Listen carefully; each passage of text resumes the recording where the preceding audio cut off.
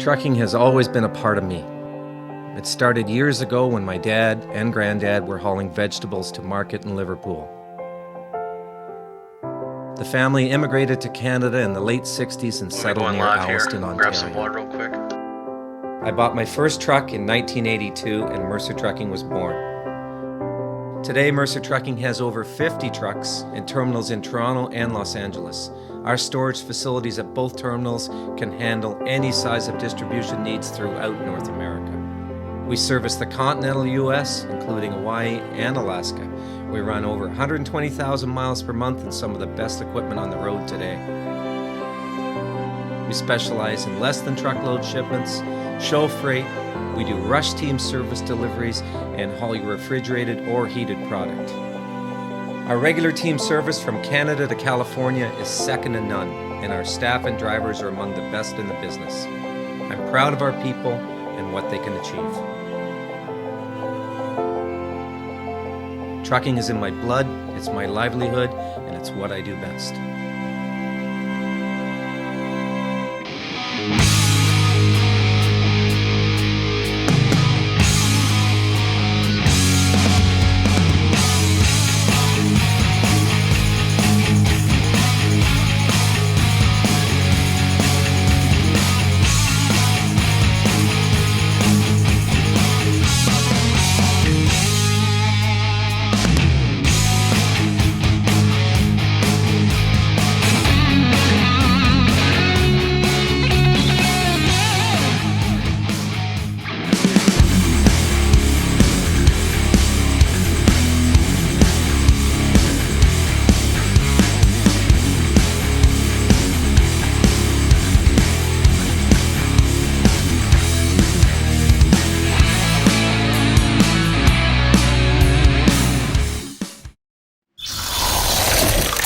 The 2015 Real Sim Racing Full Throttle Cup Series came to a smashing conclusion just 1 week ago at the virtual Homestead Miami Speedway, where Wayne Vincent snagged the Full Throttle Cup Championship in a thrilling race. And now with that, just 1 week later, we get the off-season kicked off with the winter racing season, fittingly enough. Good evening, sim racing fans, and welcome to the Real Sim Racing Icebreaker Winter Series, live tonight on LSRTV and iRacing Live from the virtual Talladega Super Speedway.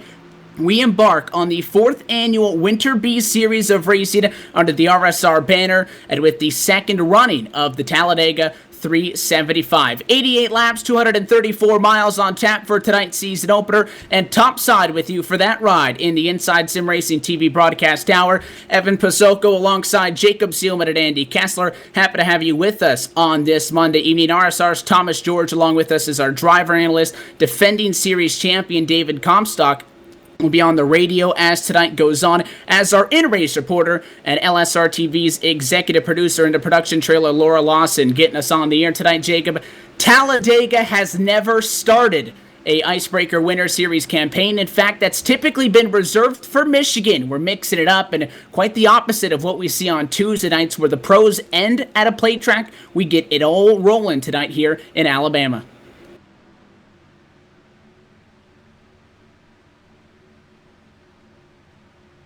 Yeah, we did. Talladega, Alabama is definitely a place we want to be here tonight, Evan. What an awesome place to get a season started. For these guys, with what can happen at Talladega, anything can happen at any moment, whether you're in the front, the middle, the back of the pack. This is one place where I guess if you're going to get it out of the way, you might as well have your bad race tonight.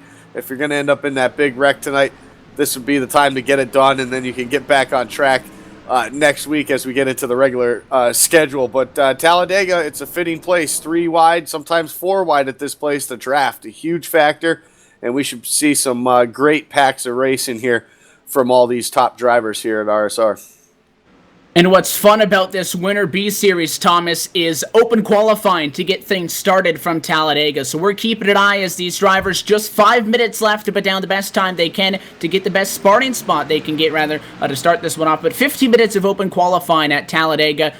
And Andy mentions 3 and 4 wide. Well, we're already seeing that the pros are going to be sweating into their final race at Daytona. Does it help at all that this race comes this early in the season? Or, does it hurt that much more maybe if you have a bad night? I think it just depends on what kind of season you have overall. I mean, you want to have a good race here, obviously. You don't want to get caught in the big one, and I'm not a fan of racing these tracks myself because it's either feast or famine, which, understandable. That's how a lot of other drivers feel, but I would agree with Andy. It's probably better to go ahead and just get it out of the way early, so that way if you're good at the other tracks and you know you're good, you can build back the points lead. The only problem is you got Daytona, I think, later on this year, so you know. So if you burn the mulligan at the plate track here, you can't burn at Daytona. So I think you do want to have a good run, but I think if you do, I'm just getting confused. I think you just want to get it out of the way and have a good run at Daytona. And this is, again, we mentioned the first time that Talladega has kicked off a season. It's also the first time that out of these 10 races, we returned to the regular 10-race schedule. Did only 8 races in 2014, 2015, Andy. 2 plate races out of the 10 races. It's a high number. We'll go to Daytona a little bit later on for round number 7. But it's all about getting started in the right direction. So you can kind of talk about this race in the same respect as the Full Throttle Cup Series, starting at Daytona, except there's no chase for the Full Throttle Cup here. All 10 of these races counting towards your points. So, Thomas not a fan of racing them. There's guys that love these plate tracks. There's guys that absolutely hate these plate tracks. You might overlook this race. You might think that Daytona is going to cost a lot more because by the time we get through 6 races, we'll have a championship picture in mind. But sometimes that tonight's race could be a very large dictating factor in where you are by the time you get to those final 3 races. So it's important to be strong, even though you're just trying to get out there and get things underway. Oh, absolutely. I mean, you know what? A solid run is what you need. I mean, even if it's a top 10, top 15 even, to get through it is going to be key for a lot of these guys, Evan. And to put a plate track like this, we always talk about it, especially on our Friday night series, that anybody can win at this track. And you know that all of these guys and gals, I should say, that are in here, all 38 cars that have joined into the sim tonight, they're all got a chance to win. They all got a chance to start this season off on a high note with a win or even with the top 5. So it'll get them in the right direction for this short series and only 10 races. And although this is the Xfinity Series to the RSR Full Throttle Cup, the veterans are here in a combination of a lot of new faces and faces that we've seen throughout the other ranks of Real Sim Racing through 2015. However, it's time to go icebreaker racing for 2015 and 2016. We're just moments away from taking to the grid for the Talladega 375. With that, we go trackside for our opening ceremonies down to Jaden Berkey for the singing of our national anthem.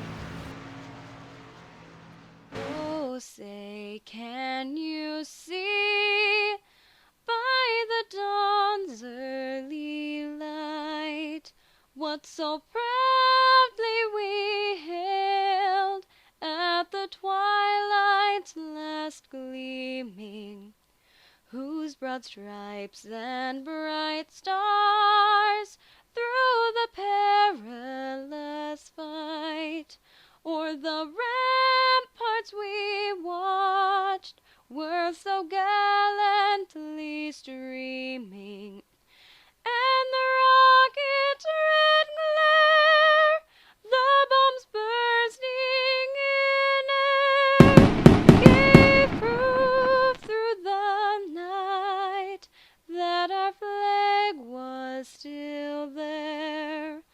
Oh, say does that star-spangled banner yet wave o'er the land of the free and the home of the brave?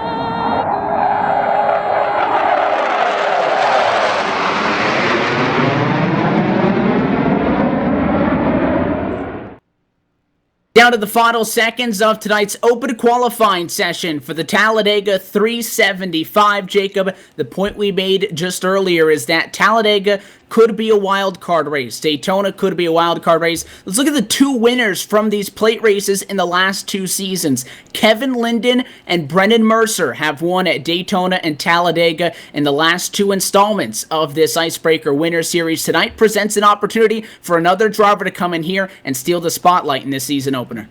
Yeah, by the way, have we mentioned that these guys have to deal with Daytona later on during the schedule as well? Because you talked about, Evan, starting the season with Talladega. They've got another plate track mulligan to have to deal with here, and I think that's going to be the biggest thing that I'm keeping my eye on over the course of this 10-race series, because it's not just one mulligan you have to tackle, it's two, and this is a series where I think the plate tracks can very easily make or break your championship run. And, just as I say that, Evan, let's take a look at tonight's LSRTV starting grid. A familiar face up top for those who have been watching RSR all year.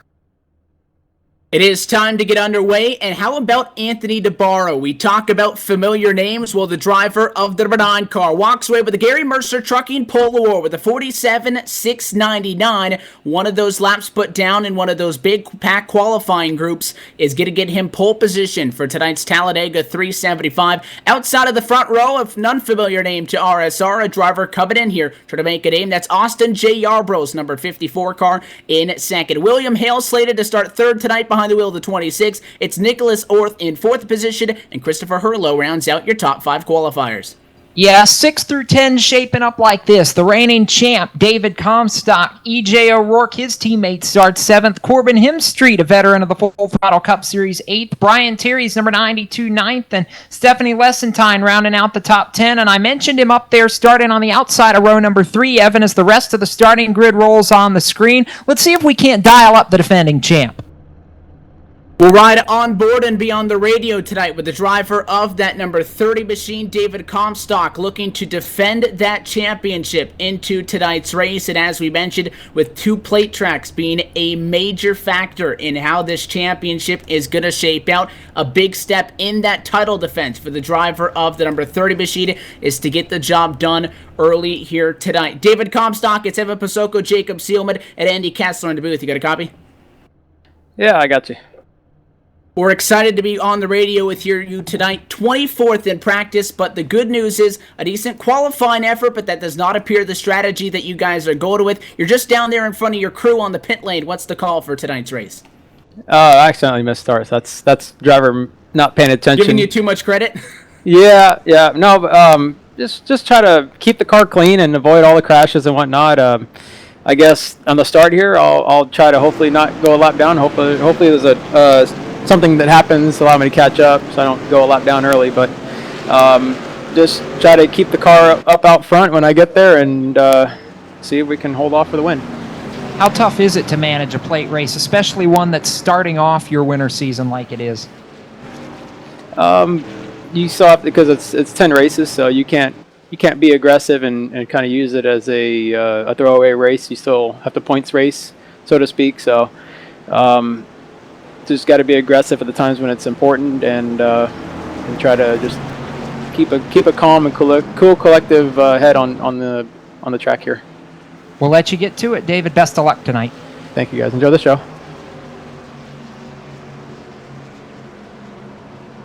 So he gets back to the T radio and he gets set to get this race underway. And with that, we get set to get at it. They're doubled up down through about 20 rows of cars through 37 drivers.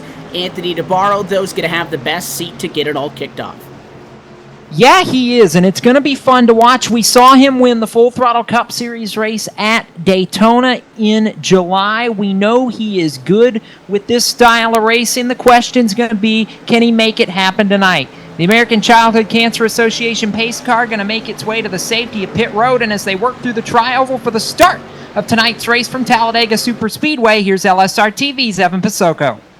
DeBarro will hold them back as they go through the tri-oval. Start-finish line much further down on the inside. They're on it. Green flag flies, and for the 4th time, the Icebreaker Winner Series is green. The Talladega 375 getting up to speed down to turn number 1. DeBarro on the inside of the racetrack. William Hale behind, and Christopher Hurlow. Top 3 cars on the inside to get single file. Not a good jump for the outside of the racetrack. Yarbrough slated to start P2, drops down in 4th, and everybody top 10 single file down the back. And all 3 of those cars single file down the back. Out in front either are RCO Boomtown Sim cars or affiliated cars. The name William Hale may sound familiar, Evan, to some people that have watched RSR all season long. That's because William Hale was the crew chief on top of the box for the number 87 of Christopher Herlow, who you see riding in third for his Full Throttle Cup Series championship run. Now, the crew chief sliding in just ahead of the driver he coached to the championship for. Those three cars right out front. Corbin Hemstreet's finding a way to join him. He's back there in sixth right now, but DeBarro leads lap one, and it's about 10 cars single file back to one. Everybody on the lead lap, single file that time down the Alabama gang back straightaway. Challenge top side. Let's see who's trying to go somewhere. The 7 and Nelson Rivera outside of the racetrack. He was getting that all kicked off in front of him, jumping up to the high side of the racetrack rather. You got that 93 of EJ O'Rourke. He's working with the 78 of Stephanie Lessentine. Just behind them, the 31 of Eric Arnold. So all of a sudden, you get 3-4 cars up there. Everybody jumping up to the outside of the racetrack and joining them. The 87 of Christopher Herlow was sitting comfortably in third place, Andy, on the inside of the racetrack. He wants to go for it, though, and you know he wants to go with that 9 car. Top side he goes, that 93 pushes him. Yeah, it almost looked like that Christopher Herlow got pushed up out of the lane off of turn number 2 that last time. Maybe got a little bit tight off that corner. We will see that quite a bit here tonight. But luckily for him, he had that big freight train coming right behind him, and now he's actually going to challenge for the lead off of turn number 2. That high side getting a big run now. 3 cars now, all being pushed by that 78 of Stephanie Lessentine going into 3. How about the run on the outside? And we're going trouble into turn 3. Herlow gets turned around. Caution flag flies. He's on his lid. Oh boy, that was a bump gone wrong entering the turn, and that's the last place, Evan. You want to make the shove. Unfortunately, it ends with Herlow in the fence and on his lid. And it was some small hesitation. Herlow clear. We talked about the big run that they got at a turn number 2. That's 33 degrees of banking working for you. He went down to that white line, Thomas, said it was interesting because he didn't go all the way down to the yellow. It's almost like he stopped and hesitated, maybe thought about sticking up in that middle a little bit longer to allow maybe that 78 car of Stephanie Lessentine, who was not yet clear to get down to the bottom. That small hesitation lined that 93 car of O'Rourke right up at the right rear, and he just hooked him right around. Yeah. So under caution already now working lap number 4 of this party, and that's going to give Lessentine, Andy, the lead because of the way the scoring loops and the sim credits the lead when the caution comes out. Lessentine was ahead of DeBarro for the top spot, so the lead will transfer to that 78 machine and stick DeBarro up on the outside for the next restart, and that's not where you want to be here at Talladega, as we've seen, especially not in the early going. No, it's not a place you want to be, but it's we saw in that first initial start of the race, everyone was able to get down to that bottom side now. Pit lane's open, no leaders. Some are going to come down, some are going to stay out. Stephanie Lessentine, though, she's going to give up the lead to head down pit road. Looks like the majority of the cars, though, deciding to stay out. We know tires were going to be a factor, but a lot of the drivers were saying after about a 10-lap run, the tires start to wear out. They start to get a push coming off the corners. Stephanie Lessentine, though, along with a couple others, the 92 of Brian Terry, the 85 of Cisco Scaramuza, all those down pit road now, all teammates. So maybe some team strategy going on for some of these. Those are all the Aegis Motorsports cars, at least a good number of them. Lessentine was working with some left front damage on the number 78 Camaro. You see, she gets tires, but she sits down there on the pit lane and probably going to try to use up any and all available optional repairs. So a 24-second stop, you're looking at least 8 or so seconds, if not 10, on repairing the left front. It is not going to get back to 100% with that, but it will help out because at this racetrack, obviously Talladega, extremely aerodynamically sensitive, but it was a very strange start to this race, Thomas. Everybody was single file on lap number 1, partly due to the fact that your race leader, he got on the loud pedal before the green dropped in the middle of the tri-oval, a team strategy for those guys to get grouped up front. As soon as 2 cars went topside, though, everybody went out there. It seems like these B cars a lot easily can hold a 2 or a 3 wide, as we saw in qualifying, a little bit better than maybe the Cup cars.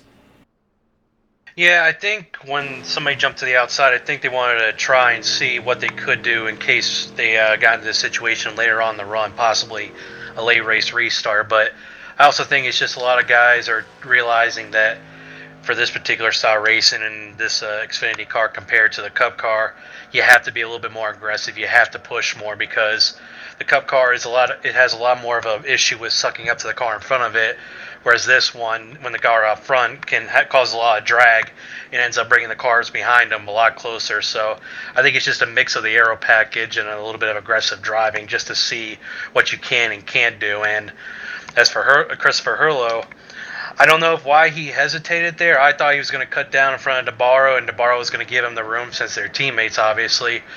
But I just don't think he made the move like he should have, and I think, unfortunately, he got caught up in EJ's bumper there, who was probably expecting the same thing to happen. But that's his mulligan out of the way, so Hurlow, it's not like he's out of it for a championship, but he's going to have to race pretty good for the rest of the year to have a shot at that championship. It stings because the EOL is going to be given to EJ O'Rourke for making the contact with that right rear, and you might be able to get away with one race like this. The one thing that helps these guys, Jacob, is this season now 10 races as opposed to the 2014-2015 installment that was just 8 races. But with Daytona later on, you definitely don't want to use up that mulligan early. Hurlow's on the pit lane. His car looks pretty much junked for worse for the end of this night. Joined down there on the pit lane as well with another heavily damaged cars. Those guys look like they're pretty much done. That hesitation, though, could almost be a factor as the lights go off for the pace car of somebody trying to take it too easy and actually leading yourself into a more dangerous position as opposed to if you just went for the move. Yeah, I'll buy that, and it's just it's a factor of plate racing. That's what it comes down to, and it's a scenario that sometimes, as much as you hate it, sometimes these things are unavoidable, and that's what we see here. You're not going to hit everything perfect, and sometimes it causes chaos because, as Thomas has pointed out, you've got to be so precise in everything that you do at one of these races because the slightest miscalculation can have the result that we saw here with Hurlow just a minute ago, up into the fence and out of it for the night. So we're going to get set to go back to green here with 6 laps complete. A long way to go. The American Childhood Cancer Association pace car back to the safety of the pit lane. Field in the hands of Anthony DeBarro. And as we work through the trioval, the American Ethanol green flag flies again. DeBarro on the loud pedal. William Hale going to try to slot down. He's got the gap. He takes it top 2. Single file back to 1. Field trying to shuffle behind him. Outside lane wants something going. There's nothing doing up top.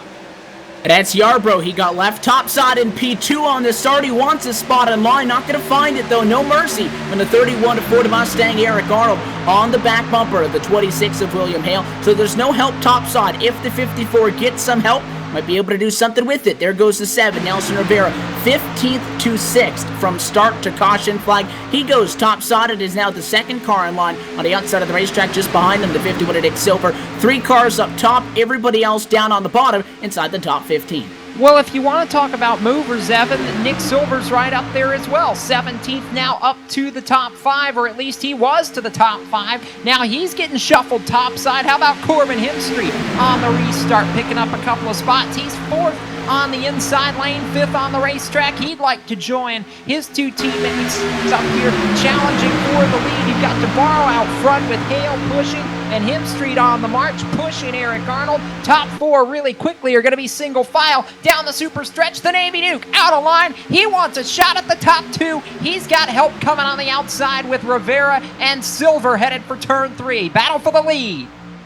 He jumps up topside, and now it's 5 drivers in that lead draft on the outside of the racetrack. The 15 joins up behind them, joined by the Donnie of Eberhard and Ward. The outside now lock in step with those guys on the inside of the racetrack. You see the 9 to 26. They weren't pushing. The challenge comes. They start to push at a turn 4. Not enough, though, and topside for Eric Arnold. He'll lead it at lap number 8 after starting this race. Back P12, they both duck down. He and the 54 of Yarbrough get down at line. The 54 Toyota got checked up a little bit. That'll slow down DeBarro in turn 2, and now just 3 drivers left outside. That was as tight a move as you will ever see at Talladega, and I don't know how it didn't end without a disaster at the front of the field. Somehow they made it work, and now the challenge is topside. Nelson Rivera, Nick Silver moving up the outside lane. Rivera wants the lead, Andy, and that's a big shove. He'll move to the bottom, and now here comes to the outside Silver. He wants a piece of the lead with the 15 of Jeff Ward on the march.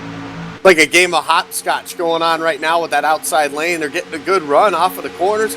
They're able to get one, maybe two cars out to that top spot. They drop down. It really checks that bottom line up. You can see Anthony DeBarro right now on that bottom side, fourth in line. He was leading that pack just one lap ago. So look at him go right now. He's kind of falling backwards now. Now they're going to go 3 wide down the back straightaway. The 51 left out to dry. That's Nick Silver. Now he's got a little help. That's the 30 machine of David Comstock into 3. Comstock comes in as the merciful driver that's going to help him out. The 15 and a 90 were behind him. They went topside, as you mentioned, to just try to leave him at the Earnhardt sucker hole, and now that move may backfire on him because everybody that was following through topside, they're not going to a third lane, they're going to the middle. So you see the 28 of Joseph LaPlaca back in the conversation, the 17 of Nicholas Worth from P4 outside the top 15, now back inside the top 10 after having a poor start. He joins in the middle, and now it's an inside lane, a middle lane, and just the 15 and the 90 on the outside. They're the ones that are in trouble now because they're sliding back easy down out of turn 2.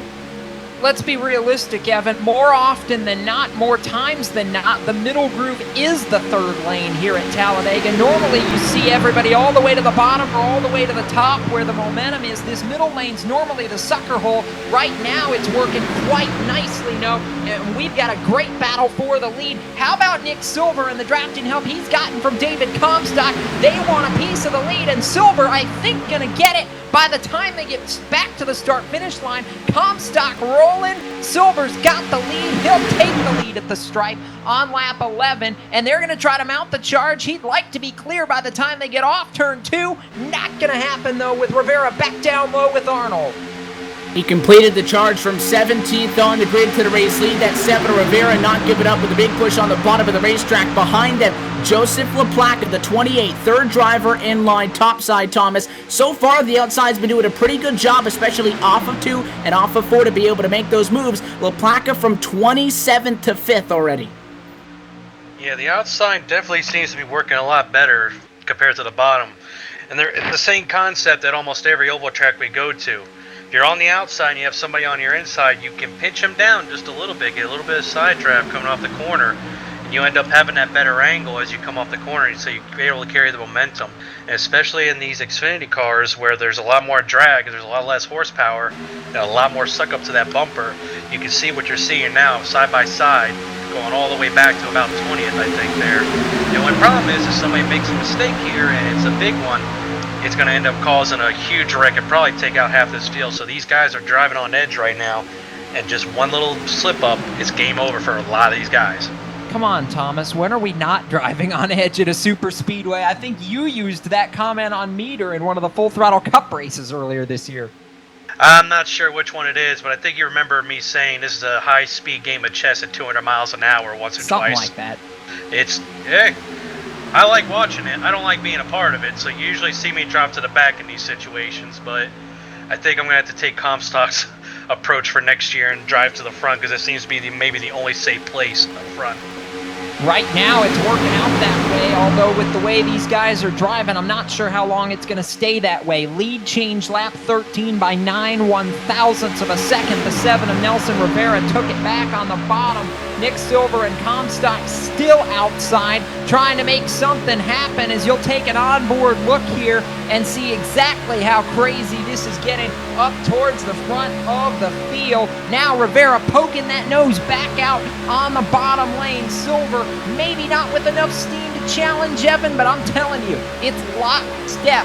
2 by 2 by 2 by 2, and then there's Jeff Ward, who for some reason thinks that we can make a third lane work here. He peaks up there and then drops back into line, maybe realizing not quite gonna work. The 31 lead car draft back to about back to B31, but 1.9 seconds back in the pack. That is how close these top 30 drivers are to each other, and it is 2 lanes all the way back. Pack racing, not something that you predominantly see in the Cup cars. We had our fair share of Cup racing this season for the Full Throttle Cup Series. They got grouped up, but they're not able to stick them too wide and keep them there this long like you can in these Xfinity cars. We saw the raceability of these cars in the qualifying session, holding 3 wide. At this moment, although the action's up there, they're taking it easy for what these cars can do. You'll see down in the corners, guys, top side, left side tires, Andy, on that white hash mark. We've seen it on Friday nights. We'll see it tonight. By the time we stop talking about lap 16 and start talking about lap 76, the right side tires are going to be below that. They're taking it easy for now, but as this race continues to go on, they're going to start to pinch more and more, as Thomas had mentioned. Oh, trouble back straightaway. Anthony DeBarro way out of line, all the way down to the apron, and it looks like the Boomtown cars are getting out of the fray right here. They saw the chaos that was going on, and they're ducking all the way and maybe going to lose just off the tail of this pack. Jared Como, Anthony DeBarro, Corbin Hemstreet, all going to drop back into a line here with 16 laps complete. I'm not surprised at this, Andy, for one reason only. If they had kept this up the way things were going, they were likely going to be junked in the middle of that mess. Yeah, and it's got to be frustrating for guys like that. Like Anthony DeBarro, he was leading this thing.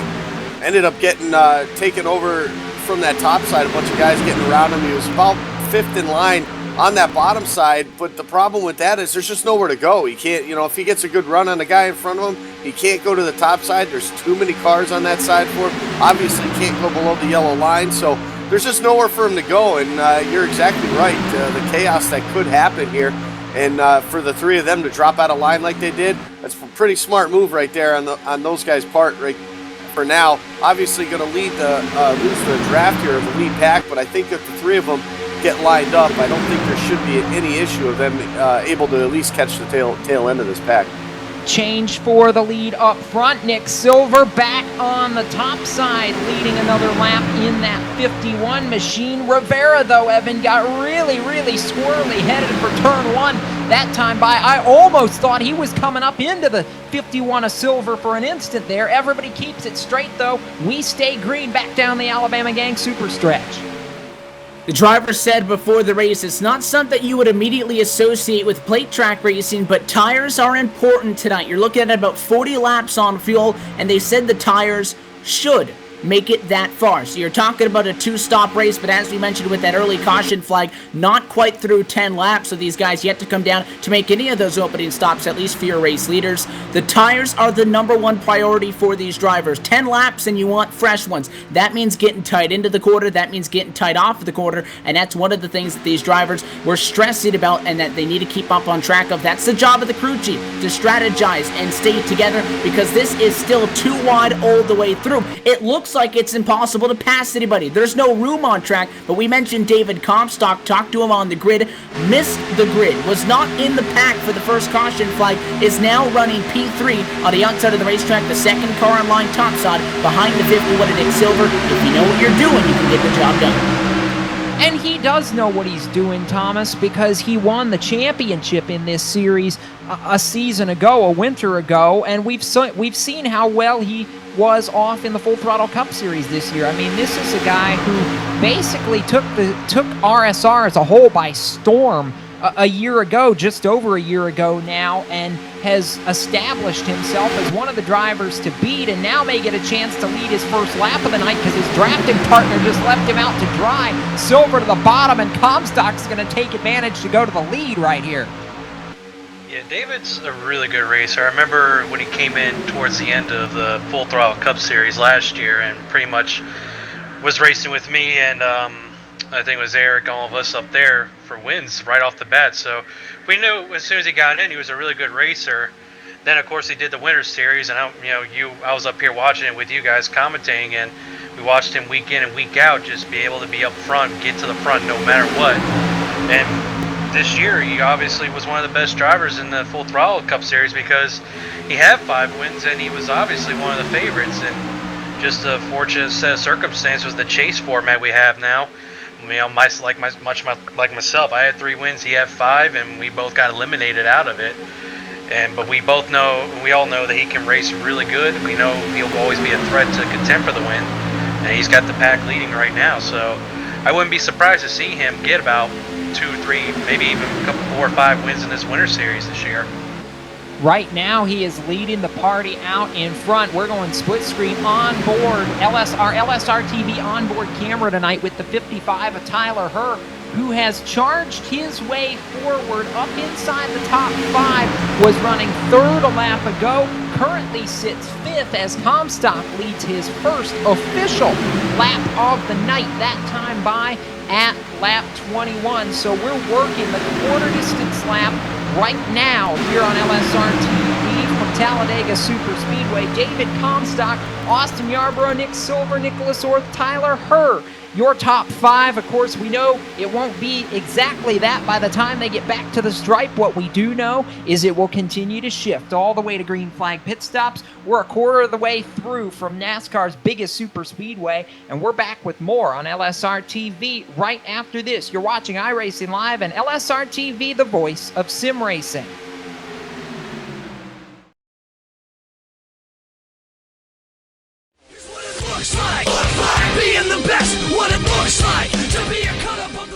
Our research shows drivers won a league with no cheating, kids wrecking me, admin favoritism, multiple fast repairs, intentional wrecks.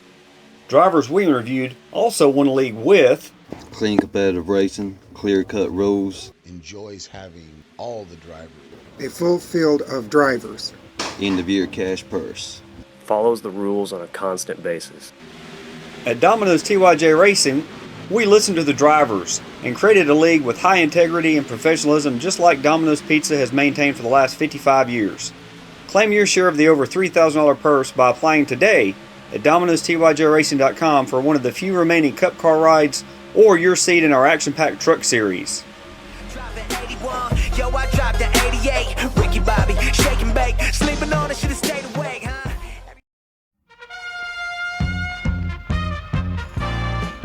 While lions are notorious for their voracious appetites, they spend a great deal of time feeding other creatures.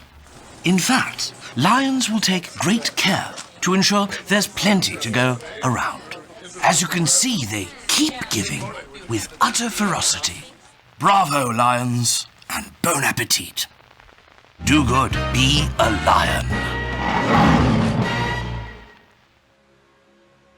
Back live at a virtual Talladega Super Speedway, you're taking a look on board as we ride around this 2.66 mile Super Speedway. One of the drivers that is right in the middle of all of this, Jonathan Cadell, P27, trying to hang back. This is one of the strategies, Andy, that these guys have been playing with, is hang back. We saw the RCO Boomtown cars do that. They're 9.6 seconds back, though. The way the race is going at the moment, I would not be all that concerned if I'm them, but if we go green flag all the way, that's a pretty big deficit, so they're dropping back so they're safe, but I don't think they really intended on going that far back. The math is easy, though. 4 cars, not as fast as 20.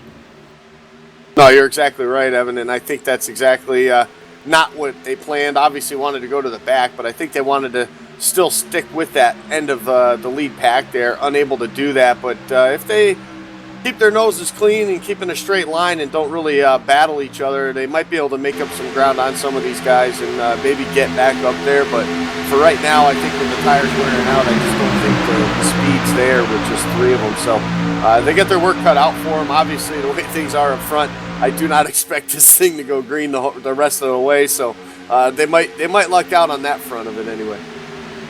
And we're closing in on those green flag pit stops, just about 10 or so laps away from when they'll start to get down. They're going to have no intentions, though, of single filing things out to do so, because the battle topside continues 3 wide for a moment. The 15 machine of Jeff Ward drops down back to the middle. He leaves that 90 of Daniel Eberhardt on the outside of the racetrack. Second time tonight that IndyCar has gone out there, gotten left, and he charged his way from 29th to 7th. You might have to do it all again because he falls outside the top 15 at the start finish on. Battle for the race lead continues. Comstock had it. He's topside, working with the Navy Duke, the 31 Ford Mustang of Eric Arnold. Inside of the racetrack, the 54 of Austin J. Yarbrough. He leads that charge. His help for the 51, but no help much there. Nick Silver to the inside of the racetrack. The 54 dropped to the middle. Yeah, that's not going to work anytime at Talladega unless you're looking for trouble, and they almost found it right there. Nick Silver was all the way below the yellow line. Austin Yarbrough now in the middle. Jeff Ward's up there, and David Comstock got a gift. He's down to the race lead with his drafting partner from earlier in this race. 37 car, J.R. Johnson. He gets turned. Caution flag will fly. The 37 to J.R. Johnson, contact in turn 4 in that battle that we were looking at. Got tagged by the 54, was slow and went to the middle. I think it was the 48 car went to shoot the gap, and the 37, he gave him room, but Lyndon, winner here at this plate track in a pass with this exact same series, pushes up a little bit in the middle, turns that 37 around, and when that happens mid-pack, it's absolute chaos breaking out behind them. Yeah, I had my eyes on that, Evan, and it was almost like it was happening in slow motion for a half a second. You take a look at the replay right here, and what started as 2 cars going sideways in the middle of the pack, Thomas, as we see so many times here, turned into about a 15-car melee by the time we were done with it. Yeah, like I said, it was just on the edge of your seat. You knew it was going to happen, you just didn't know when, and I'm surprised it wasn't bigger than it would have been there. But I gotta say this much. Go back and look at Dwayne Vincent and what he did to avoid this wreck. I mean, literally 1 foot, maybe less, and got basically no damage out of it from my view here. He got incredibly lucky. That may come back to save his season a little bit later, if not win the championship at all.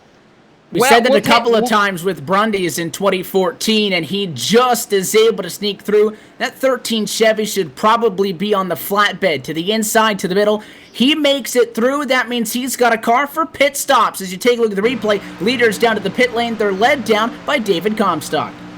Yeah, Comstock in his stall quickly, and it's going to be 4 tires and virtual Sunoco fuel for all these guys, Evan. We were talking about how important tires are. A few guys gambling on 2 tires, at least one on the front end of pit road. Comstock, the first one away on 4. So, we're going to see exactly how the handling of these cars change over the course of the run now if we can get another longer run right here. And it's Eric Arnold that gambled on what looked to be, on my end of pit road, Evan, 2 tires.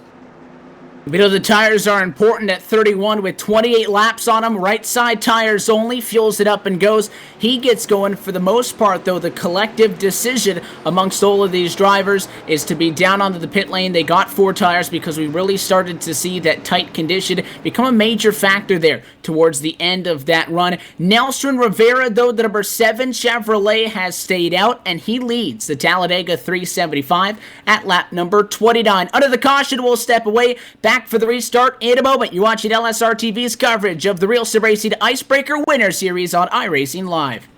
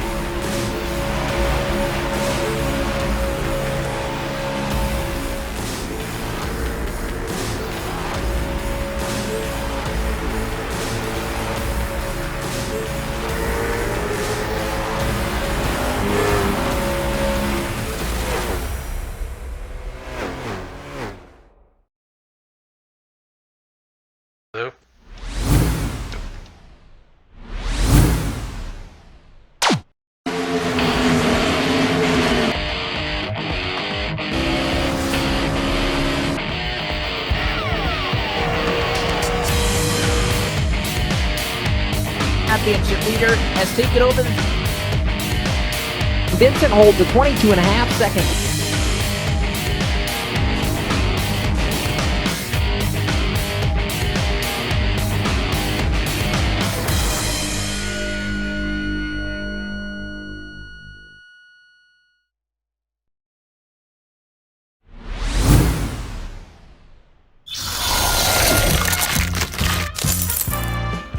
While lions are notorious for their voracious appetites, they spend a great deal of time feeding other creatures. In fact, lions will take great care to ensure there's plenty to go around. As you can see, they keep giving with utter ferocity. Bravo, lions, and bon appetit. Do good, be a lion.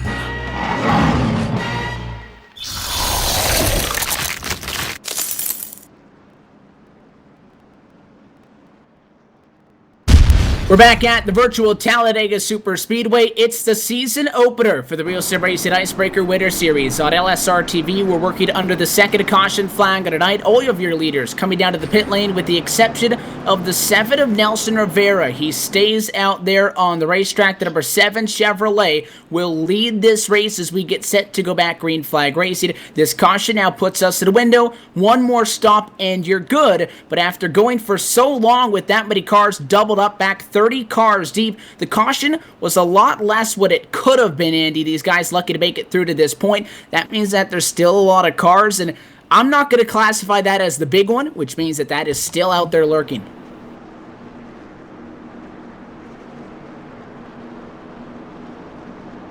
We'll jinx them too, Evan, but you're absolutely right. Even the first one pretty much could have been a lot worse, seeing that it happened right up in the front of the field. So a lot of these guys obviously did a great job checking up. There's about 7 cars or so that got involved with major damage in that last one right there, which is a significant amount, but that still leaves a ton of machines still running on the lead lap, 35 to be exact. So we got a lot of cars still left in this thing, and that still does mean that possibility of the great big one could happen. I'm still not sure how Evan's not classifying that as the first big one. I mean, come on, man. That's the mini one. You and I both know that Talladega is known for sometimes having more than one big one over the course of the night. I'll classify that as the first right there. You're right. It could have been far worse than what it was, but yeah, I mean, yikes. Couple of guys get junked in that. We only have 3 drivers off of the lead lap, though, at this point. Kevin Linden was right in the middle of that. The 48 cars on pit road. 2 laps down getting service. Outside of him, E.J. O'Rourke, Christopher Hurlow, they're done for the night after being involved in an early accident. So 1 car behind the wall after that. Couple of guys down with pit lane. They've got some pretty substantial damage, not to discredit them, and they sit down there. Some of them try to get things fixed. It looks like it may be the white flag for the sanity of Scott Ettrich. He does not look like he's getting back on the racetrack, but other than that, nobody terminally damaged in that. There's still plenty of cars to go back green flag racing with. A total of 35 remain on the lead lap. This good news for the RCO gang that had fallen 9 seconds off, and I said I probably wouldn't be too concerned if I were them, and it was correct that we did not go caution free through this one. They're right back in the conversation, Thomas. You're not a fan of these races, so I guess the best person to ask is you. If you're here to win the race, and that's everybody's objective, how late can you hang back before you start going forward? Well, thanks for saying I'm the best person to talk to about these races. Appreciate that. The best strategy I could say is, I mean, if you're in the case of Boomtown or Steel Horse in the back there, I think you guys stick with your strategy for the time being, because you don't know if this is going to go green or not, because we still have to make another pit stop at least. I still think you have to worry about pit strategy as well. So whatever strategy you're doing right now is going to work. But if we get another caution with 40 laps to go, 35 laps to go, then that's when the game changes. You also have to factor in tires as well, because these tires seem to be falling off just a little bit here as we go along here. So I can't say for certain, but right now, just stick with what you got going and then play the cards that you are dealt later on in the race. And that 7 car who will lead us back to the green flag, no tires, Jacob. We were surprised to see 2. That 7, he's on the ones that he had from that first trip down to the pit lane under the opening caution flag. I will iterate right now. As much as it got Nelson Rivera track position, I am not a fan of this strategy at all. We saw how ugly the handling got on these race cars under this last stint, and to not take any tires and know that you're on almost 30 lap older tires than everybody you're up there against fighting for the lead, it's going to get ugly, and I'm afraid it's going to start with that 7 car really quick as the pace car heads back to the safety of the pit lane, and we are rolling once again towards the American Ethanol green flag. Already Comstock peeking down to the bottom. Rivera's holding the middle lane. Green flag flies. We are back underway. Rivera gets the jump, times it perfectly. Comstock left to get through the gears, get up to speed, and battle with Eric Arnold for the second spot. Now he slots in third. We're single file in the top 3. First battle for North as they get up to speed between the 17, Nick Worth, and the 15, Jeff Ward. They're wheel to wheel in 1. And I can't promise you there's no black flags in that. That 7 to Nelson Rivera, he dropped about 5 miles an hour from when the pace car hit pit road till he got on the gas. That's what caused the checkup. That 30 David Comstock, you saw him 3 wide. So as these guys struggle to get up to speed, look at the 7 top side of Nicholas Orth. Big push from the 55 of Tyler Hare, and they're going to go 3 wide in turns 3 and 4. Can they clear, though? That 31 of Eric Arnold. Arnold bounced it off of the 15 on the inside of the racetrack. They won't both get down there. The 7 can drop down. 17 rather, he can drop down if he leaves his partner, but I have to imagine those 2 cars going to stick up their top side, and now they're both trapped on the outside.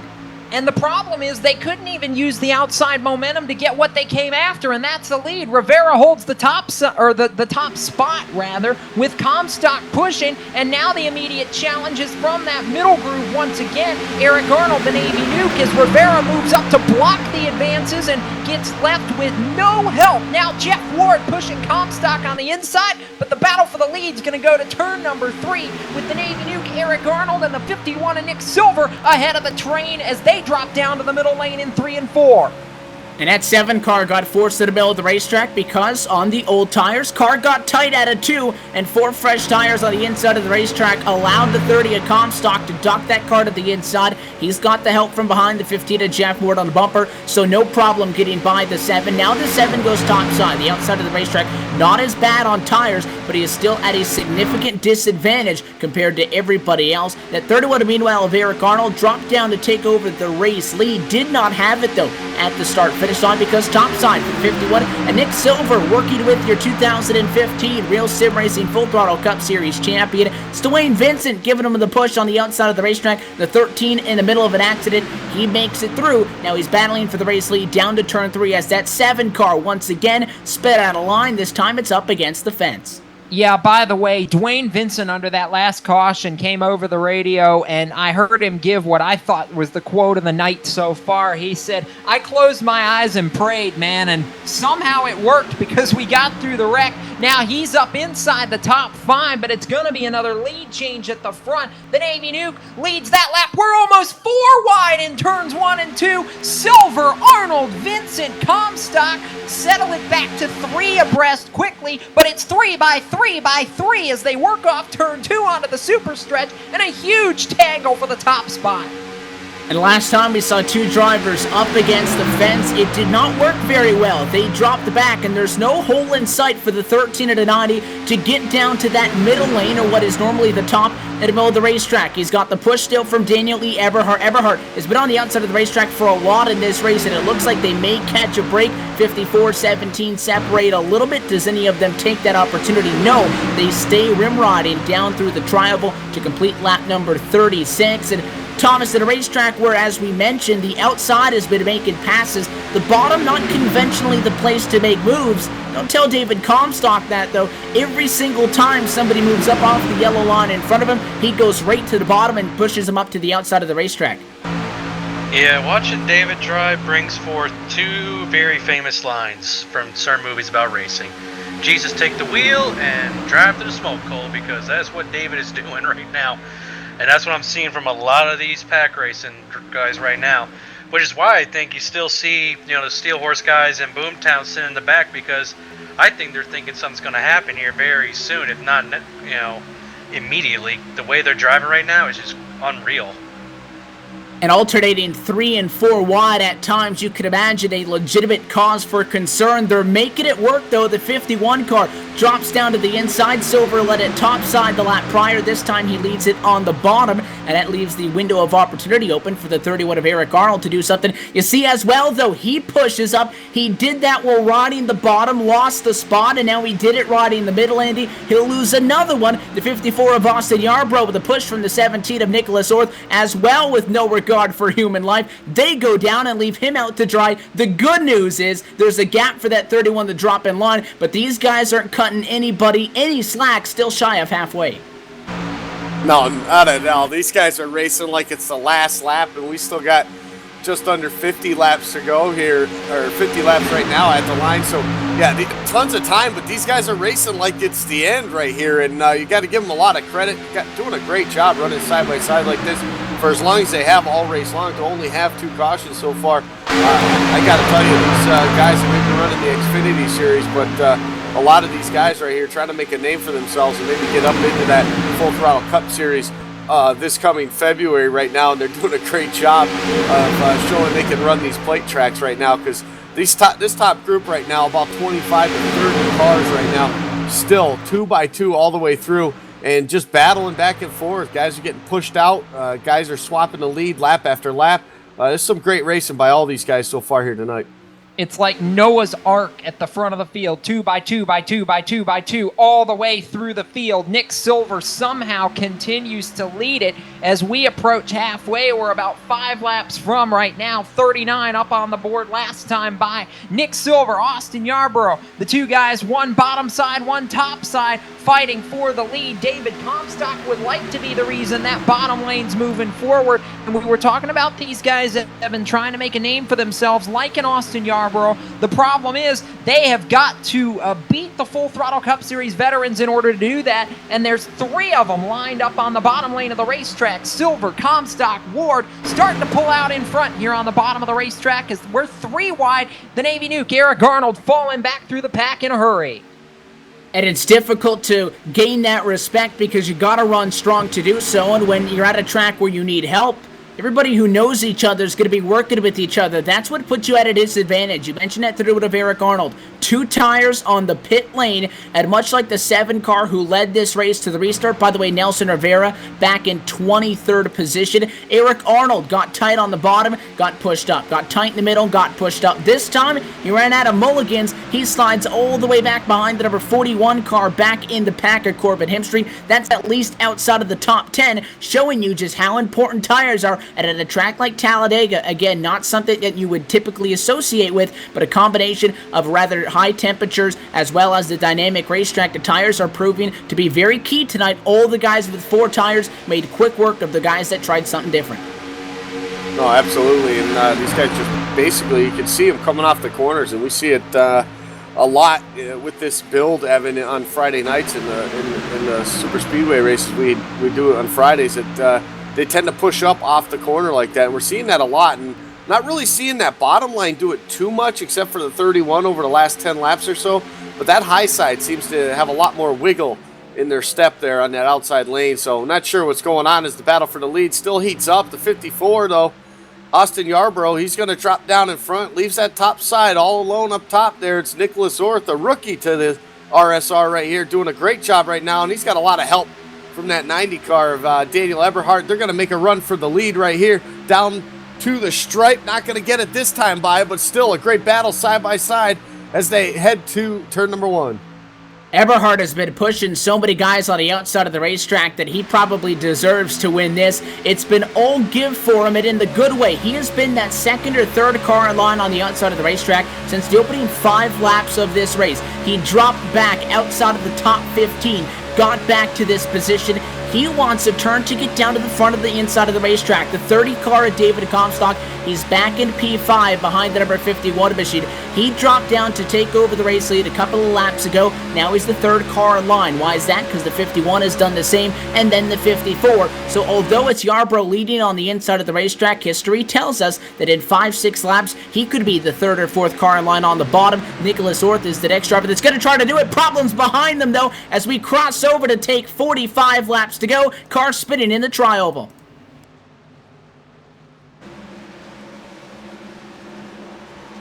Hearing problems for the driver of the number 3 car as we slow things down. It's Justin Michael. It is, and this looks like an isolated accident actually down the back straightaway at a pack of cars that was running well off of the leaders, P27. And he just got turned on a straightaway. We'll take a look at the LSRTV replay in a moment. On the stretch, it's Dale Rientz behind him. Just tips him in the right rear, and it spins that 3 car directly to the apron. And overcorrects, spins Justin Michael out, keeps it off the fence. That car still in racing condition, but a tough break for the leaders to swallow with that caution coming about a quarter of a lap behind him. 11 laps under the green flag before this caution flag comes out. The second one, check that, the 3rd one of the night. Forgetting about that early caution because it was a while ago already. Leaders, though, forming up behind the pace car, and Austin Yarborough going to hold the lead under this caution flag. And the question now, Andy, at least in my mind, is who comes down pit road and who doesn't here? I think the answer we're seeing quickly. Everybody down pit road right at halfway. Yeah, they're all coming down hoping that they could probably, if it stays green, to get an opportunity to maybe in the draft make it to the end right now. Austin Yarborough, though, rookie here, RSR, he's trying to make a name for himself. He's doing a great job, been up front all night long. Misses his pit stall right there, though. He had to slide right through it. That's going to cost him a lot right here for track position. The 9 of Anthony DeBarro, he slides through his box also, so that's going to cost him some time. But looks like the 54, only 2 tires to get himself out there after that mistake on pit road. Yeah, might that was be as dicey okay as I with think the 2 you'll tires. ever see it being. He might be okay because that was an 11-lap run. Definitely not if it was the 30-lap run we saw before that. But I can promise you he wanted 4. He overshot that stall. That's the only reason why he took 2 tires. We talked about the problems for the 9 of Anthony DeBarro. Not only did he overshoot the stall, but once he backed it up, he wasn't lined up correctly. He had to go way back down onto the pit lane, try to get that car fixed up, back it into his stall. At that point, he just took 4 tires. He goes all the way from running inside of the top 15 back to outside the top 30. He'll probably be at the tail end of your lead lappers when we get back underway. And when we do so, we start counting down. We're past the halfway point at the Talladega Superspeedway, and it is Tom Dryerlein in front of the field, staying out and pulling the strategy card from 38th on the grid to lead at this halfway point. We'll step away, go LSRTV nonstop so you don't miss a moment of the action. Back for the restart in a few. You're watching LSRTV's coverage of the RSR Icebreaker Winter Series on iRacing Live.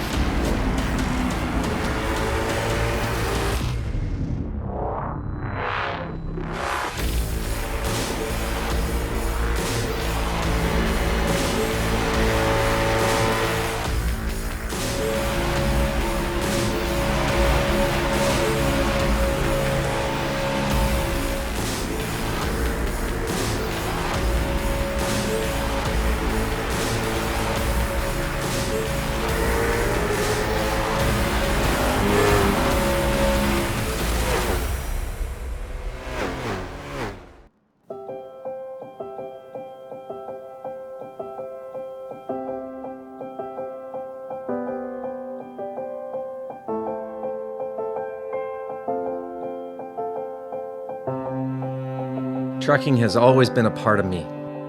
It started years ago when my dad and granddad were hauling vegetables to market in Liverpool. The family immigrated to Canada in the late 60s and settled near Alliston, Ontario. I bought my first truck in 1982 and Mercer Trucking was born. Today, Mercer Trucking has over 50 trucks in terminals in Toronto and Los Angeles. Our storage facilities at both terminals can handle any size of distribution needs throughout North America. We service the continental U.S., including Hawaii and Alaska. We run over 120,000 miles per month and some of the best equipment on the road today. We specialize in less than truckload shipments, show freight, we do rush team service deliveries, and haul your refrigerated or heated product. Our regular team service from Canada to California is second to none, and our staff and drivers are among the best in the business. I'm proud of our people and what they can achieve. Trucking is in my blood, it's my livelihood, and it's what I do best.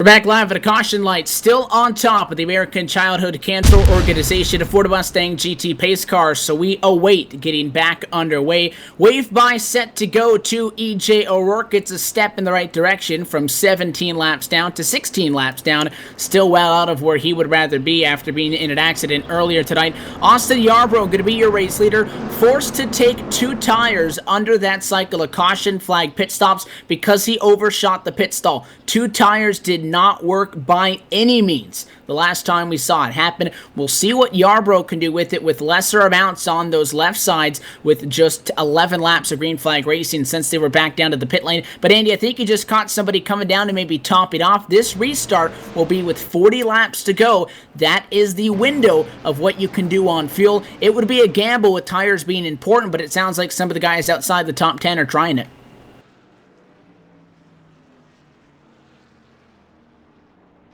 The 92 was actually slotted right behind Austin Yarbrough there, came off pit road second, decided to come down and pit. So he's been running in the back there with the other Aegis Motorsports drivers. So it could be a little bit of a strategy on his part too, maybe trying to lead a lap, but that didn't happen. He's going to top off, and now it looks like he's going to be back there with his teammates for this restart.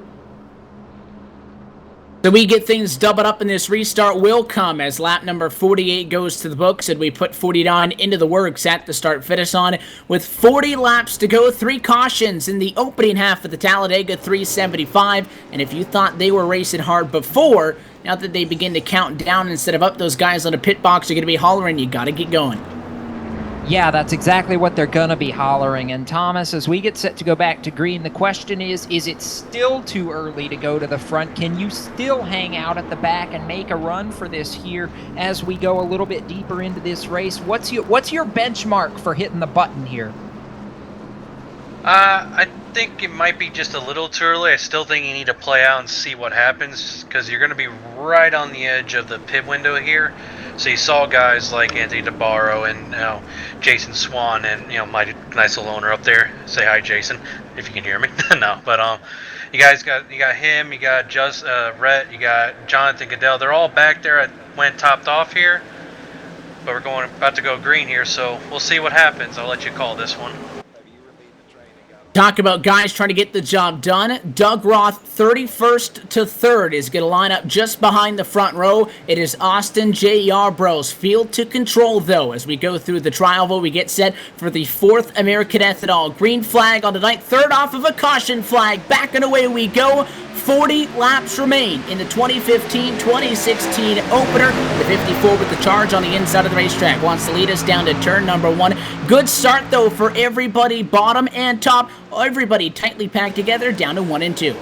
Yeah, and Corbin Hemstreet was trying to be on the button. The problem is everybody on the bottom is really getting a good shove of momentum off turn number 2 and back down the Alabama Gang super stretch. Doug Roth shoving Austin Yarbrough, and the 24 of Jared Como shoving him inside lane with the momentum to start. Now that outside lane comes storming back. Here comes Hemstreet, Nick Silver pushing him as they head for 3. The 43 of Roth tight on the bottom of the racetrack. He slides up. The 51, the 17, they react. They give him a little bit more room. Problems though at the front of the field for the driver of the number 54, Austin Yarbrough, leading this race, having some sim connection problems, and you see the drivers behind him jumping at a line, trying to get around the 41 car of Corbin Hemstreet. Not much of a challenge from the inside of the racetrack. He powered to the race lead. Nick Silver, the assist on that one. They go to 1-2, and now 3 wide behind them. The 28 of Joseph LaPlaca, Andy, he leads that 3-car charge. It included the 27 of J. Randall Watkins and as well the 15 of Jeff Ward. It looks like Ward beginning to slide back, though. More cars in the middle is not good news for the 3rd lane. No, it's not. That 3rd lane's actually going to fall back there, Jacob, as you can see him falling back now as they almost get loose up there. Ward in the 15 is actually going to try to drop to the middle. Almost cuts off another car right there. Looks like the 18 machine, but right now everyone's trying to get back in a single line. The 28, he's left out there on the high side, Joseph LaPlaca, all by himself. Yeah, he is, and that's a problem. That extreme high lane disintegrated pretty quickly, and now Corbin Hemstreet to the top of the board with Nick Silver pushing. We expected that, and I was talking with him under the caution flag. I keyed him up on the radio, and he was rather intrigued by where he was starting right here. And now you're seeing Austin Yarbrough bail out all the way to the bottom of the racetrack. He's trying to get out of the fray. Maybe he knows something we don't. The last time when we saw the Boomtown boys do this, the crash happened not long after that. Yarbrough bailing. Hemstreet, though, leading the way with Silver being the pusher right now. And as I was saying a minute ago, Evan, he liked that pairing. The problem is they've got company upstairs.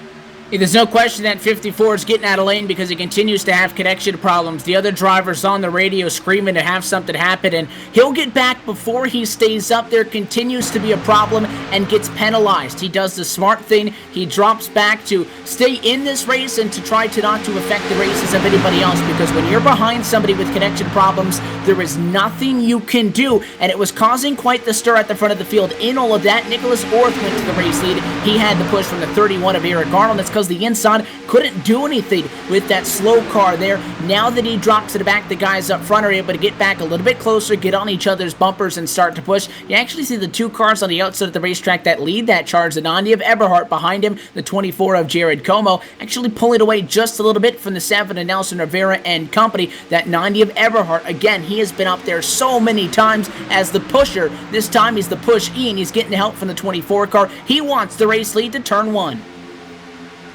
Yeah, he does want the race lead, but we're going to see that top side actually going to stall out a little bit here as the bottom side tries to get hooked back up. But look at Jared Como. He doesn't want nothing of that. Stays right on that back bumper of Eberhardt. Gives a huge push off of turn number 2. Down the back straightaway, trying to get the 17 of Orth cleared. Not going to happen. The 24, not quite going to have him clear. He's going to have to stay on the top side. Eberhardt down to the bottom. He's going to take over the race lead off of turn number 4. The problem is, can he hang on to it now as Nelson Rivera tries to give the 24 a push? Here comes the top side back to the front. Finally gets the job done to the bottom of the racetrack. Can he get it at the start-finish line? 24 challenges, but it will be on the inside of the racetrack. Eberhardt by 17 one-thousandths finally gets that lap led after being a top 5 car for so much of this race. After starting back on row number 15, he paces the inside lane of the racetrack. That leaves Como to control the outside. Some left rear damage on the number 24 RCO Boomtown Chevrolet Camaro. Does not appear to be affecting the aerodynamics on that car that much. Nelson Rivera, the 7, who had dropped so far back after he made the the no-tire gamble even for him earlier on in this race. He's got a fast car now. He's hooked back up, and he's the one pushing him back inside of a top 5 running position. And all this going on now as we continue to watch. Como wants a lap lead. He's never done it in ice break, actually in RSR competition in general. He won't get it that time either. 18 one-thousandths of a second the difference. He's trying to get there with Nelson Rivera pushing. And how about Evan, the rebound for the 7 of Rivera after being really caught out on the bad end of his tire strategy earlier on in this race. He's making it back to the front. And how about the guy he's got pushing? Dwayne Vincent, former Icebreaker champion, former Outlaw Truck champion, now the reigning Full Throttle Cup Series champion. We know he knows how to get it done, and there's no better veteran to have in your corner than the driver of that number 13, and he's moving on that top lane. 3 wide. Devin Carr going to jump at a line. Not sure that that's going to be a smart move, though, because you talk about a veteran being behind you. He can help you, but if you give him an inch, he'll take a mile. And that 13 machine, no hesitation going to the bottom. He now goes through that middle lane of the racetrack to behind the 24. Look at the 15 car. Close call there. Squeezing through the middle was Jeff Ward. He got awfully close to the left front of that 7 car. Rivera looks like they may have avoided contact. The 7 drops in line behind the 30. David Comstock is back in the party after running up here a little bit earlier on. After that first caution flag has fallen just a little bit, he's back inside of a top 10 running spot on the outside of the racetrack. That 24, though, of Jared Como down in front of the 90 car with the push from the 13 of Dwayne Vincent, and now that 90 machine enjoys his 2 laps out front. The 24 going to take a swing at it. Nobody inside of the top 10 at this moment have been coming through the field together. Inside the top 10, you got 3 guys that started in top 10 spots, a couple of guys from in between P11 and 20, and plenty of guys from outside the top 20. In fact, the top 3 started no better than 21st position, and at 24 of Jared Como, 20 cars passed to take the race lead at lap number 57. First lap led in RSR competition. And how about it for the rookie who really just wanted to put on a little bit of a showing and have some fun? He's been on top of the pit box for these RCO Boomtown Sim guys. Wanted to take a step up into the driver's seat to kick off this RSR Icebreaker Winter Series campaign. Doing a fine job of it right now, leading the way with Daniel Eberhardt pushing. But don't look now, the veterans are coming on the top side. And how about this three-car freight train, Andy? You've got Dwayne Vincent, Jeff Ward, and David Comstock. Bumper to bumper to bumper. And Vincent to the lead with 57 complete. Yeah, that's I almost questioned the move of Jared Como to drop down on that inside lane there when he was getting that push by Dwayne Vincent. I almost, with a veteran like him on your rear bumper, giving you the push, I think I would have waited till he was cleared. Maybe he can come down with you. That's definitely a guy you want to keep on your back bumper, but Como decided to come down to the bottom, takes the lead. Now he's going to just have a good vet. Oh, we got trouble behind him. The 51's around. Big wreck in turn 3. It's Cadell Nick up in front of Silver the was field. in it. The The 11 of is Cadell, out. I think, was in it as well. Evan, and it was chaos. It wasn't a big one like you were saying, about 7 or 8 more cars, and chaos now, caution flag for the 4th time at lap 58. And Cadell, one of the guys that you thought was going to be a contender late in this race, swept up in it. And that was a big one. We got cars up on top of each other. The track gets blocked that time. Look at the 9. The ride for Anthony DeBarro. All 4 tires up off the ground, but he's not in the air because he's on top of 5 different race cars there. The 43, the 11, the 3, the 37, the 22. He's all over everybody in the middle of the corner. Comes down on 4 tires, but he comes down to the pit lane. That car looks pretty much junked, and with that, you could expect the race leaders to be coming back down to the pit lane. Next restart coming inside of 30 laps to go as we take 29 to go this next time. Bye, Thomas. We're expecting 4 tires. We're expecting fuel. Is it go time now? Because we say cautions breed cautions. In between all of our yellows tonight, we've had pretty fairly length green flag runs. This could be the point, though, where this race starts to become a battle of attrition. Is this the moment that you have to do something, or are you still waiting back as these guys get set for some possible service? No, I think the time for waiting is over. You know, the law of averages I was seeing, there's about a caution every 10 to 15 laps the way these guys are racing, and you know that one just happened in the back. Everybody was checking up, and the way it's going to be, I don't think you can waste any more time now. I think you have to start pushing to the front. I think you're going to see a lot of these guys that are riding in the back all race. They're going to be trying as hard as they can to get going here. 4th caution flag of the night. We've seen 29 lean changes. That most recent put Jared Como to the front, but he stays out, Andy, as the race leader. If you pit, everybody else stays out. If you stay out, everybody else pits. 24 stays out, and basically all of your other leaders, with the exception of a couple of guys from outside the top 20 who are staying out to get some track position. The rest of your front runners are down for service, fresh tires, and they're guaranteed to be good on fuel, while those that stay out are still stretching it a little bit. Yeah, the guys that decided to stay out there were some of the cars, like I mentioned, the 92 of Brian Terry. He was one of them that came down to top off exactly 10 laps ago when they last were under the caution flag. So only 10 laps ran under that for these guys. They should be able to make it all the way. And if you look at those 4 cars lined up in a row, starting with the 55 there of Tyler Herr, you got Cisco Scaramuza, Stephanie Lessentine in the 78, and Brian Terry in the 92, all Aegis Motorsports cars. So obviously all on the same strategy, all within communication of each other. So doing a great job right there, but that's exactly what that was. They came in and topped off. This is their chance to get their track position. Now they're going to look like they're going to be able to restart this race in the top 10. They've been running that Boomtown strategy so far, but quieter. Paul Fugate there behind him. He's as well, but on the radio with that team. So that's 5 cars running at this moment. P5, 6, 7, 8, 9 that have been together all race long, but as a collective have been hanging back. The 4 drivers in front of them. Last opportunity to realistically come down to the pit lane. Como not having any of it. Another 4 as well. Nicholas Orth, Nelson Rivera, and Eric Arnold. So you're going to have 4 drivers in front of the field here. 4 drivers in front of the field, top 5 on back is another group of drivers that are staying out, but it's all these guys up front. No tires back before you get to Dwayne Vincent in P10. The tires are important, and we did see them come down to the pit lane, Thomas. If these guys have been taking it easy at all, I mean, 10 laps on those tires, are they still in a spot that when they got to get these elbows up, they can challenge a guy like a Dwayne Vincent who's on 4 fresh tires, or is it going to be a gamble and those guys up front are going to need some help if they all want to hold off those fast guys that are going to be sitting from row 5 on back? I think with the guys that stayed out, I think they're thinking there's going to be another caution here, and it might become the big one. That's what I'm assuming.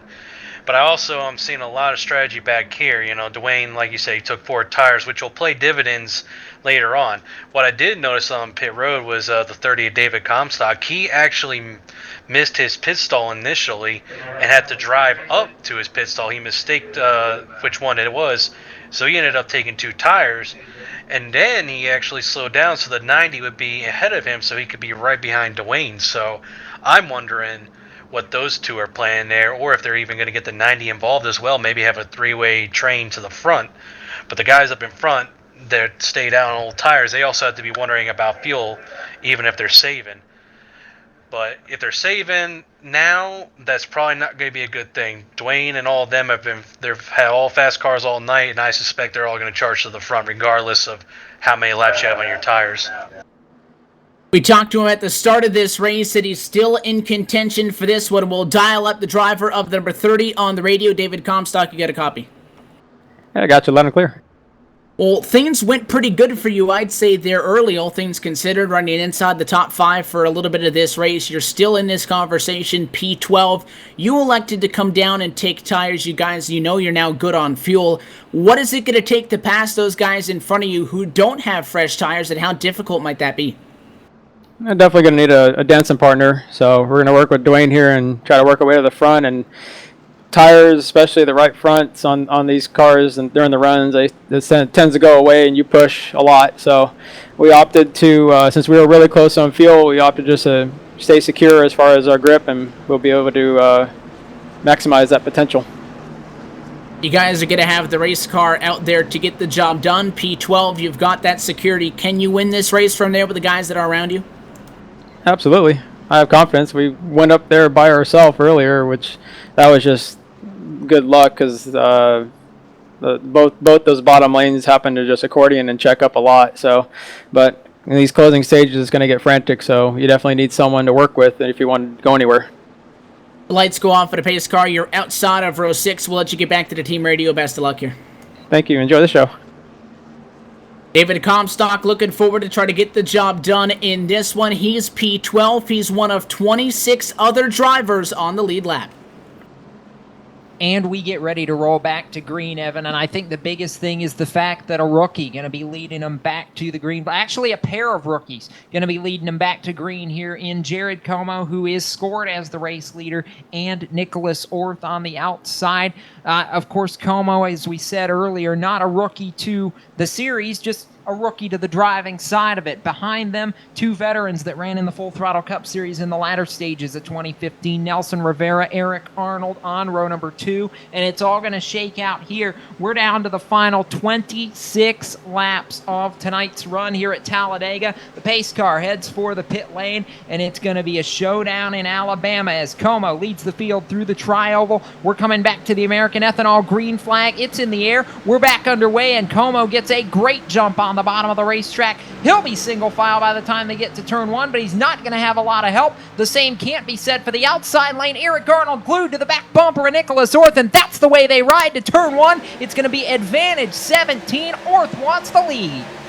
Either the damage causing some problems or a very slow gear change from second to third, but the 24 shot out of a cannon, dropped right back to him. Maybe he goes back to get that help from the 7 Nelson Rivera behind. You want to lead at Talladega. You don't want to lead by too much. Nonetheless, the outside lane, all the momentum down to turn 3. They'll lose a little bit of that run as they go up the bank. Any guys on the inside of the racetrack dive down into it. More cars outside than inside in turn number 4. Just the 24 and the 7 as they await the backup from Dwayne Vincent. The 13 from the outside at the bottom of the racetrack. He comes to help, but that 17 car topside, it's going to be Nicholas Orth at the start-finish line. Yeah, great job by that 17 right now on the outside, obviously with a lot of help from Eric Arnold and some more help from the guys right behind him, the 55 of Tyler Herr. That top side is really close packed right now. A lot of them all teammates right there. Actually, 5 of the 6 cars on that top side, all teammates. So the team strategy, starting to play out here in the late stages right now. They're really starting to push out 2 cars ahead now of the 24 right now.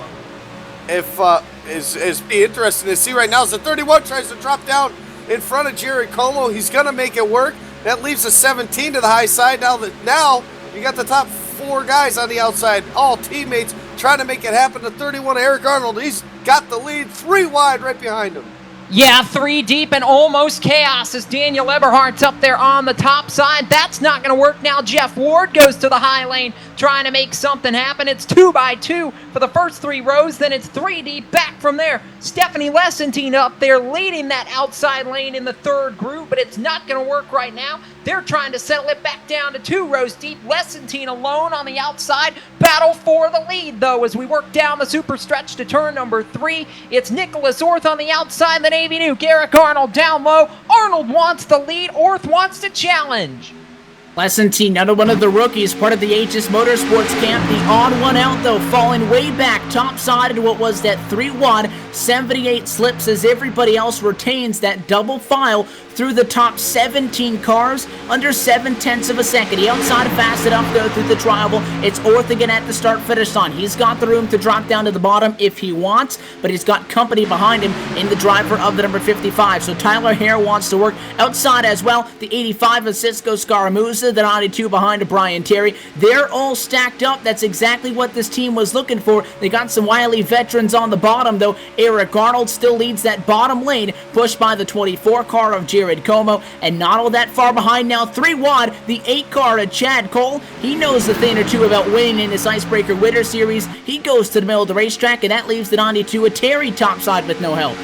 Yeah, the 2-time Icebreaker Winter Series champ, Chad Cole, up there, and I think this is the first time we've said his name all night long, Evan. But another point that I really wanted to make that you brought up here was the fact that a minute ago, Nicholas Orth had the room to drop down to the bottom if he wanted it. My biggest question, maybe, Thomas, this is one that you can answer here, at this juncture of the game, knowing how well that outside lane works, trouble back in the pack. One of the RCO Boomtown cars goes for a ride. I think it was Corbin Hemstreet, and everybody's scattering. No caution yet as they're way down off the racetrack, but that's cut the pack in 2.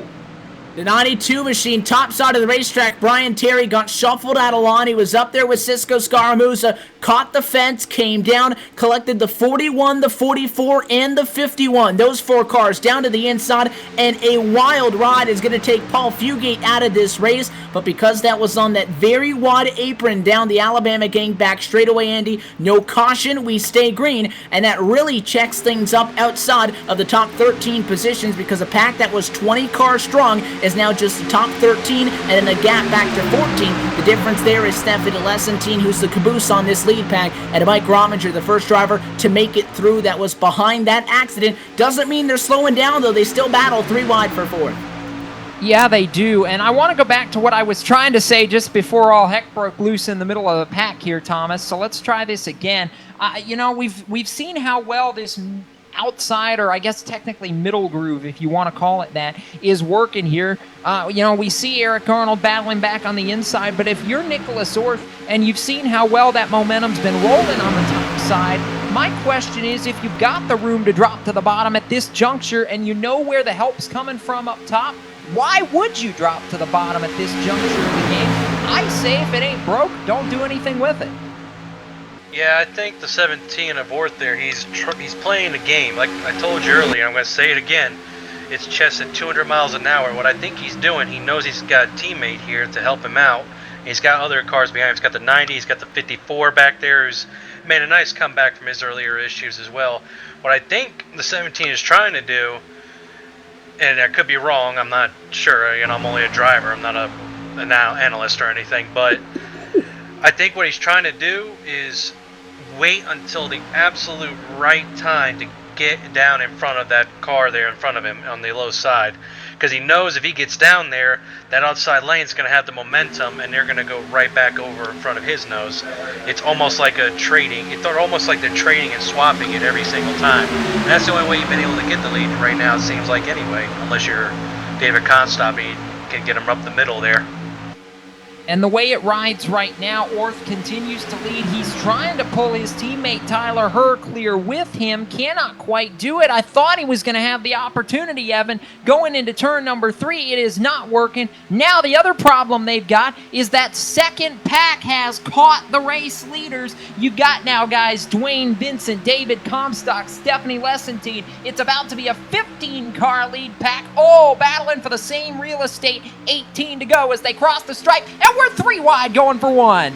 And Yarbrough, who had a control over this race, has not been in a comfortable spot the last 2 and 3 laps. He's got damage on the right, damage on the left. He's been a pinball in the middle of all of this. The 3 wide made by the seasoned veterans. Top side for Dwayne Vincent. The push comes from the 30 car as well of David Comstock. Comstock felt like he had a car to win this race at the restart. 3 wide, 3 rows deep to turn number 3.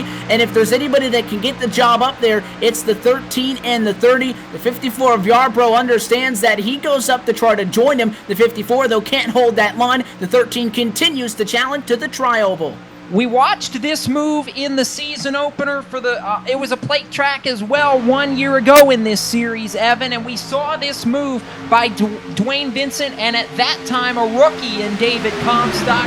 They hooked up and they were able to go to the front. They're trying to do it again. Problem is it's now 3 wide, 3 rows deep all the way through the top 9 position. It is chaos up front now with about 15, 16 laps to go when they come back to the line this time. Eric Arnold led the last time by the top 6 within an 1/8 of a second of one another, and they're all fighting for real estate. And Arnold, one of the slowest drivers in turn number 3, the 31 slotted back. Eberhardt, though, instead of sticking with the middle of the racetrack, who, by the way, were pulling away from the bottom, he splits the gap, drops to the inside, and just like that, the inside, a rejuvenated little bit of life there. The 90 car brings him back up to speed. The 90 of Eberhardt had the lead at the start, finished on 17 with a small advantage into the corner. That'll turn back to the bottom once we hit the middle of 1 and 2. But the 13 of Dwayne Vincent and that 30 machine of David Comstock. Oh, the 30! It looks like he lost the engine. David Comstock is going to slow at a turn number 2. He may have pushed that number 30 Chevrolet too hard. He did lose the engine. 1 car in the wall off the super stretch there. Austin Yarbrough got a piece of it. But, Andy, this is exactly the same thing we saw in this Icebreaker Winter Series a year ago happen to David Comstock. He was trying to make it happen and lost the motor doing it. Now the caution flag flies with 15 to go. And the caution is going to fly for that number 54 of Austin Yarbrough. You'll take a look at everything that happened there. And I mentioned the 54, and he was a pinball. Eventually, he just ran out of patience. You're starting to panic. You don't want to get up on the outside of the racetrack. He came down, and there just wasn't room there. The 8 car of Chad Cole's there. Chad Cole's not going to lift for you when he's chasing down a checkered flag. So the 54 turns right across his nose. Into the inside wall he goes. Pancakes it on the right side of the car. No caution at that point, but he drives the car back up onto the racetrack, turns around, and that triggers the yellow back behind him. Yeah, and that will trigger the yellow, and obviously with the amount of laps we have left here, about coming around this time will be 14 to go. The interesting call right here now is, do these guys take tires to get that grip, or do they try to stay out there right now? Obviously still a lot of cars on the lead lap, so it's going to be an interesting call for all these guys when they come down. 23 cars currently showing on the lead lap. It could be as little as, actually it'll be 22 because David Comstock currently is still listed on the lead lap, but obviously with his engine expiring there, he's going to be obviously off the lead lap. So 22 cars going to be shown on the lead lap. The interesting question, does Eberhardt lead this field down to pit road, or are they all just going to stay out and pretty much run what they got right now? And it looks like as far as the top 5, 6, 7, 8 cars now, it looks like they're going to stay out, and what they have is what they're going to use for the rest of this one. P6 will break the ice. That's Mike Rominger. He comes down to the pit lane, but the top 7 drivers and then a couple of guys mixed throughout the field behind them decide to stay out on track. Those that were close on fuel may be coming down to the pit lane, but the 2 caution flags we have had since they last fueled up, Thomas, is definitely helping their fuel mileage. Whose call are you liking here? The guys that stay out or the guys that came down? If I had to take one, I probably would take the guy staying out. And I don't want to jinx him or anything, but I'm going to. So I'm taking Dwayne on this one. I think he knows how to get this done. He's a champion for an obvious reason. He knows what he's doing, and don't forget he's got fresher tires than the guys in front of him. He just needs some help. And if you gotta remember when he and Comstock were up against the wall there, if they had maybe just another driver or two, they were making it work pretty well there. So if he can get the help he needs here on this restart, he'll be on the outside. I think he's singing the catbird scene right now. The total number of drivers that stay out on track looks like about 11 or 12 are going to be on those tires that they have had since the last caution flag. Those behind guaranteed on fuel, and I think at this point, again, most everybody is good on fuel. And though older tires, we will see if that's enough to make a difference because they'll have 10 laps to get the job done. And as we await what could be the final restart on the night, we'll take this opportunity, step away and go LSRTV nonstop for one final time on iRacing Live. You're watching the Real Sim Racing Icebreaker Winter Series on LSRTV, the voice of sim racing.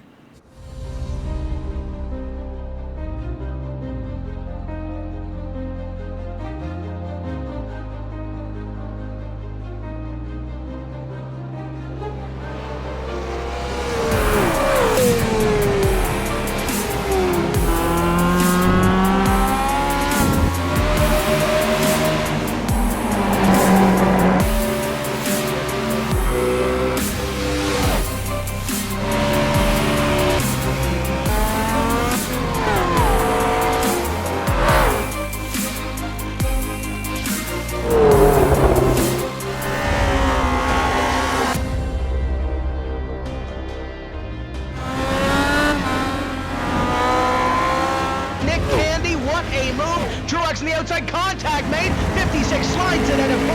Who's going to be at the stripe? Dead even, give it to Ryan Truex. Truex is your winner over Tandy.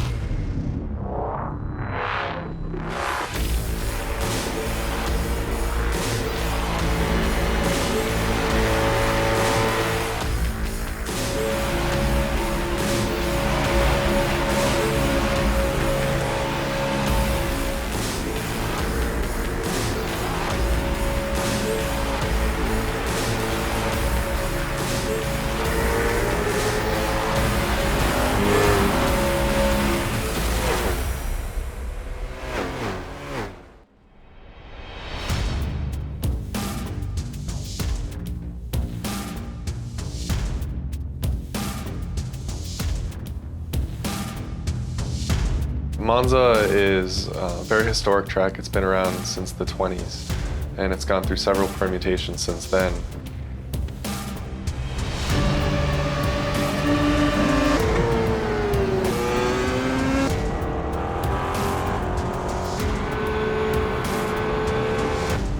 We're also bringing forward a number of configurations. So there's chicanes that they've installed since the track's early days. So they can use original, very high-speed configurations of the track.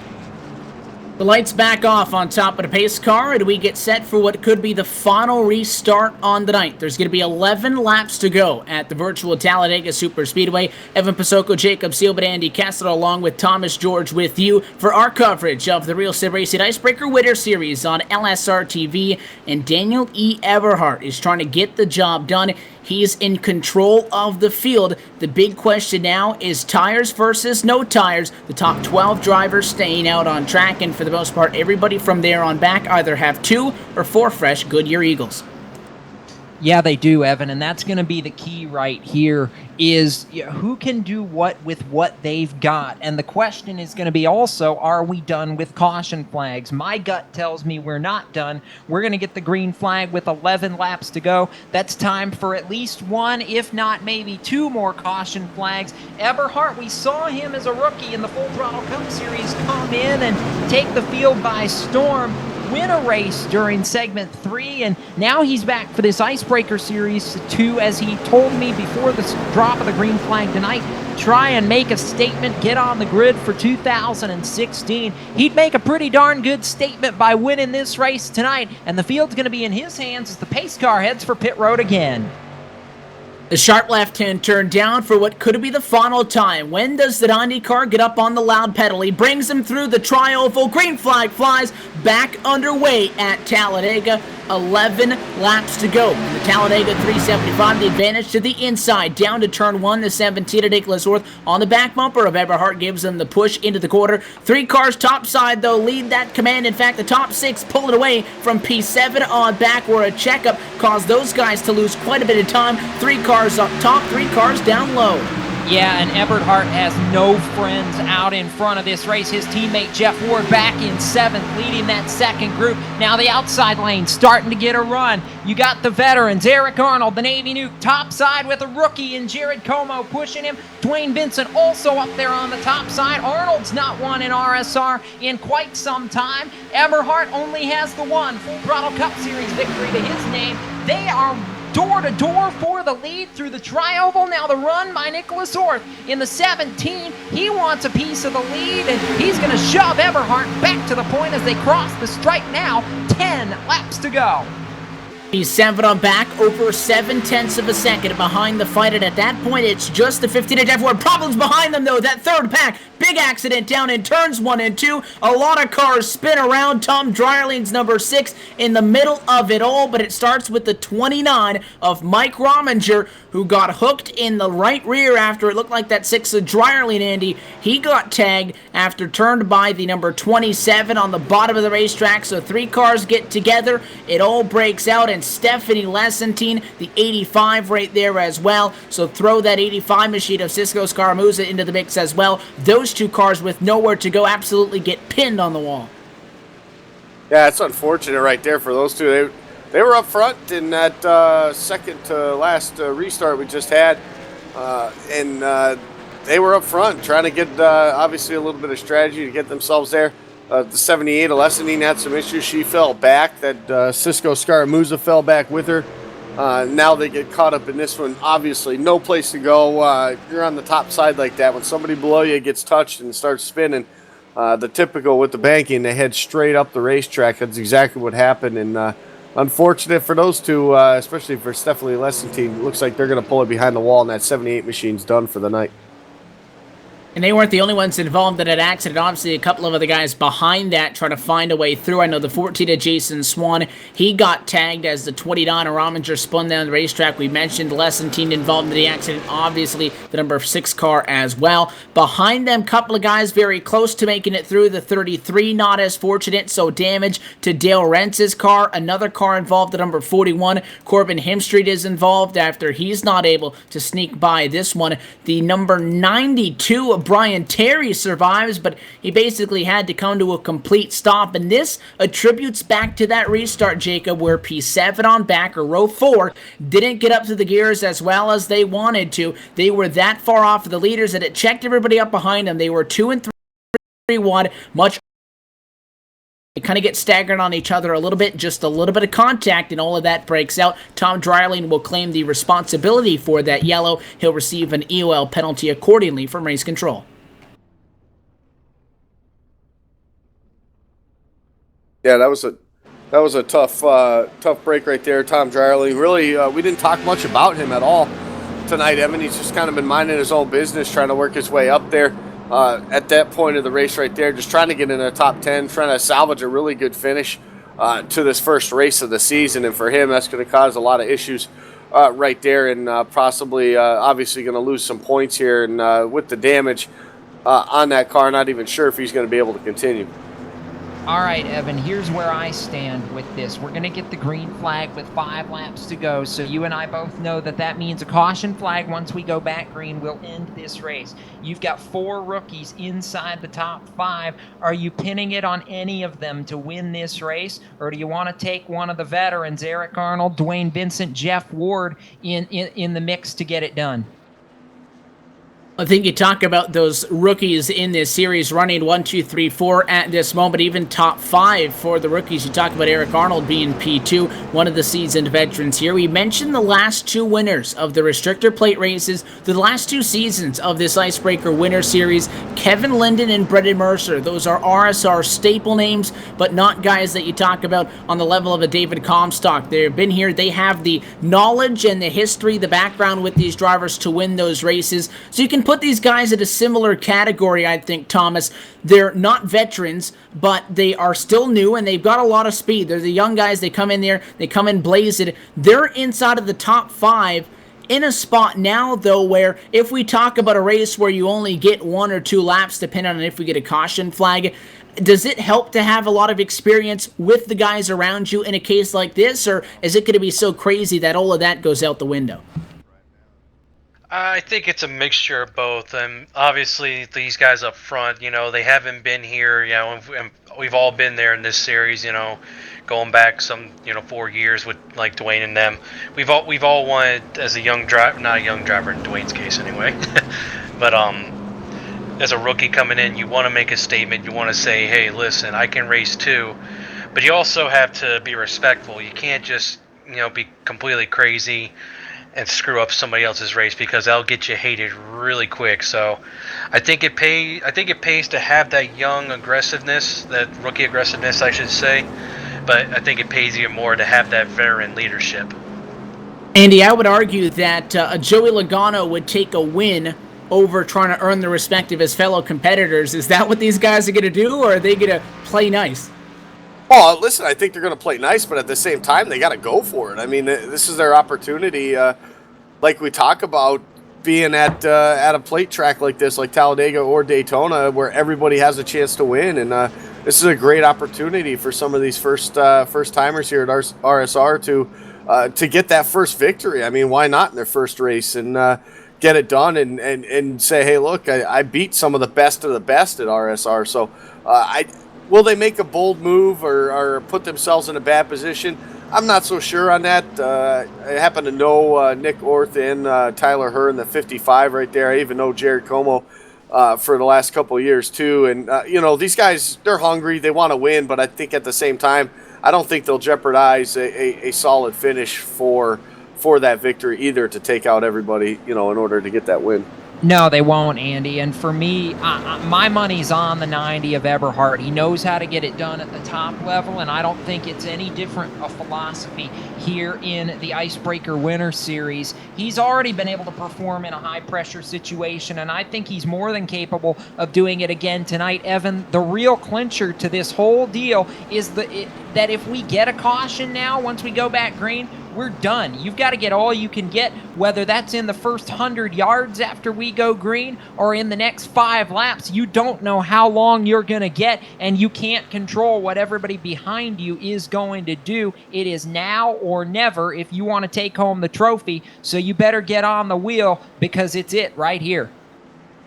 And it's something that's not normally in the conversation in a plate track, because again, the winner, you want to go on the green because you need help from behind. But tonight we have seen that control car jump it a little bit. They have the ability to do so within RSR rules, and they've been going it a little bit earlier. If I'm that 90 of Eberhard, even if it's with that 17 of Orth, who's not necessarily a teammate of yours, I'm talking with him. I'm saying, listen, you got to give me a push. Let's team up, get around the 31 and the 24, at least at that. But again, there's no winding up and trying to get a run. We talked about earlier in this race, the 15 and the 30 topside, seasoned veterans trying to get the job done. Dwayne Vincent, Jeff Ward, and at a time it was Comstock pushing. They were winding it up. They ran out of room, though. There's no time to set somebody up and make this pretty anymore. You're going to have 5 laps if that, at the Talladega Superspeedway. And for the final time, the American Childhood Cancer Organization Ford Mustang GT pace car makes the sharp left-hand turn down to what can be considered safety. It's Daniel E. Eberhardt's field on the inside of the tri-oval. There's 5 laps to go in Talladega, Alabama. The green flag drops, underway we go, and the 90 car leads us across the start-finish line. Good start for Eberhardt as they get him up the full song to turn 1. He couldn't have timed it any better. Eberhardt leading the way. He's got Orth and he's got her pushing on the bottom lane of the racetrack. Top side, it's Como trying to push Eric Arnold, but Como's got help from the 13 and Dwayne Vincent. Vincent knows how to get to victory lane, and they're going top side. They're leaving the Navy Nuke all alone. Arnold tries to go up to the top side to block the advance. It is not going to work. Como getting a huge shove from the 13 and Dwayne Vincent, and now we split them up and go 2 by 2. 2 rows deep and 3 wide now as we battle for supremacy into turn number 3, and all of a sudden it's 10 cars out in front. Battle for the lead now. The 90 and the 17 still, but it's all shuffled up behind them.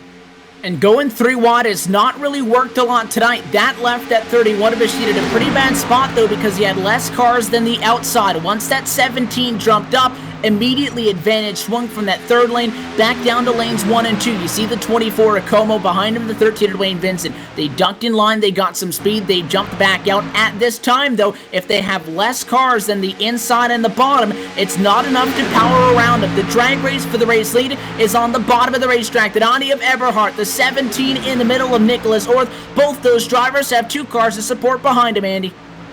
Yeah, they do right now as 13 slips up a little bit on the high side. It makes Jeff Ward make a bold move right to the bottom side. That's going to split these guys up right now. Top 6 are going to start to try to spread away now. Nicholas Orth, though, on the high side with a great push from Eric Arnold. That's going to give him the lead at the stripe right now.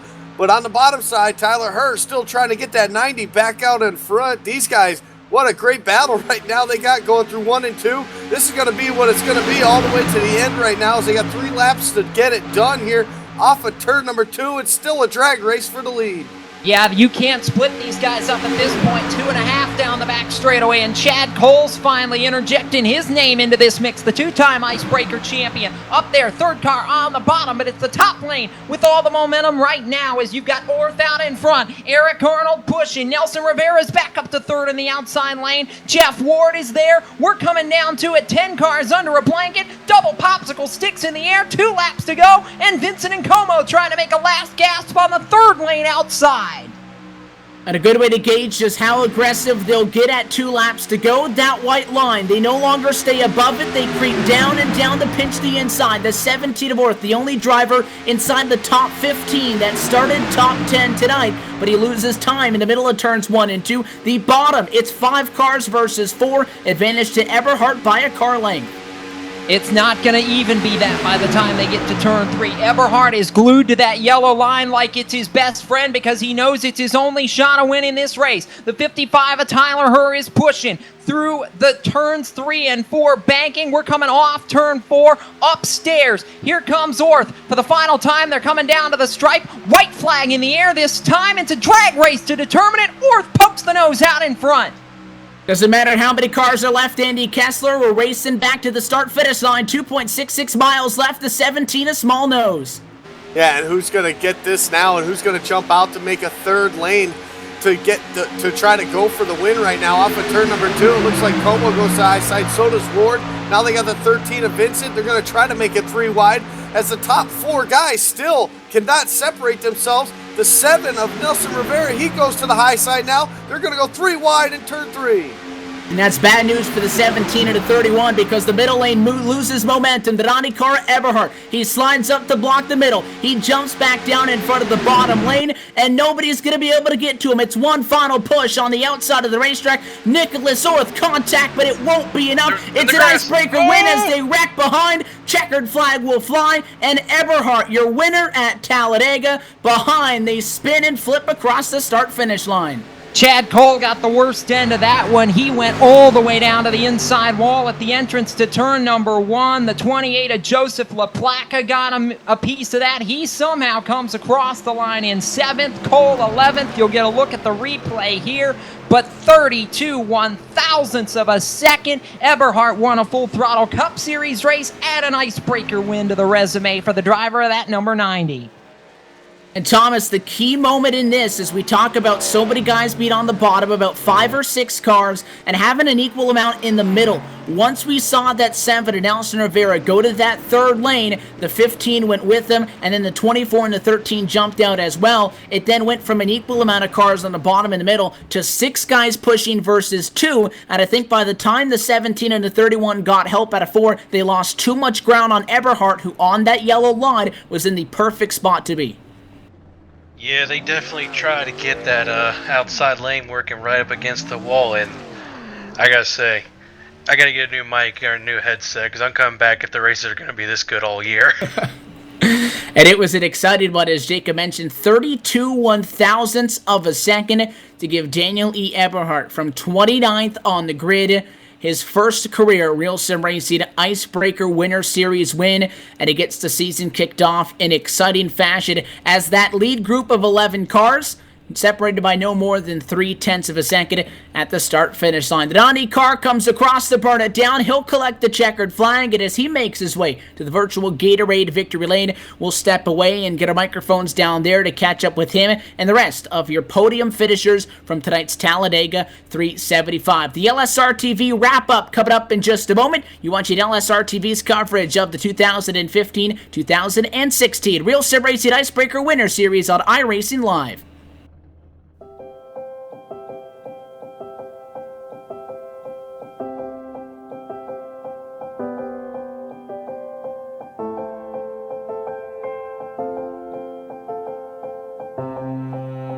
Trucking has always been a part of me. It started years ago when my dad and granddad were hauling vegetables to market in Liverpool. The family immigrated to Canada in the late 60s and settled near Alliston, Ontario. I bought my first truck in 1982 and Mercer Trucking was born. Today, Mercer Trucking has over 50 trucks and terminals in Toronto and Los Angeles. Our storage facilities at both terminals can handle any size of distribution needs throughout North America. We service the continental U.S., including Hawaii and Alaska. We run over 120,000 miles per month and some of the best equipment on the road today. We specialize in less than truckload shipments, show freight, we do rush team service deliveries, and haul your refrigerated or heated product. Our regular team service from Canada to California is second to none, and our staff and drivers are among the best in the business. I'm proud of our people and what they can achieve.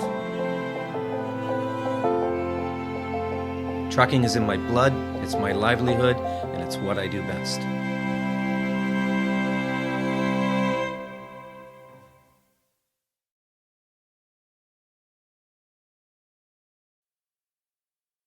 We're back live at the virtual Talladega Superspeedway post-race on LSRTV. The Talladega 375, round 1 of 10 on the 4th annual RSR Icebreaker Winter Series comes to a close with Daniel E. Eberhart atop the scoring pylon as tonight's winner. They're still trying to get that car down to victory lane. There's no back tires left on it because he celebrated a hard-fought victory. In the meantime, down pit side with Andy Kessler with our third place finisher tonight driving a 55 car. You're with Tyler Herr.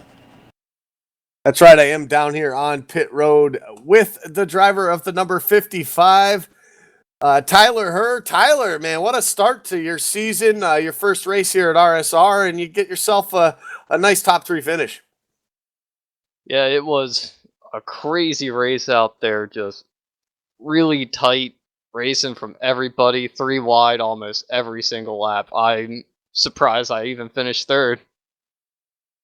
Well, it was kind of a different type of strategies we saw from a bunch of different guys. It looked like your team decided to kind of ride this thing out in the back for a majority of the race, except for your teammate who finished just ahead of you there, Nicholas Orth. But for the most part, the rest of you decided to run in the back there. It looked like play a little fuel strategy, had some chances to come down, top it off. And then when it was time to go there with about 25 to go, You guys decided to stay out and put you guys up, all of you, basically up in the top 10 on that restart, and it looked pretty good for all of you. But a couple of you guys had some issues, but you were able to keep that thing up there.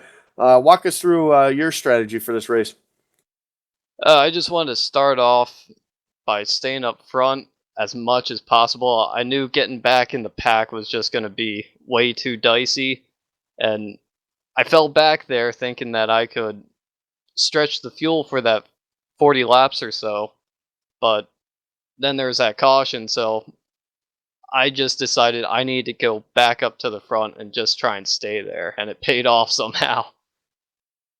Well, paid off in a big way for you there. Obviously, to win one of these, you got to be up front when it matters. You were up there. You had an opportunity to get it done. Third place, though, you got to be pretty excited about that to start this season, a short season, 10-race season. You already got one in the books there. Who gets it done for you, gets you to the track each week? Well, first and foremost, got to thank all the guys at Aegis Motorsports, Nick Orth, Cisco, Stephanie, Brian Terry. All those guys are a huge help out on track, and got to thank the LSRTV 2 on the hood, Ambrosia Designs, and Bob Love Foundation.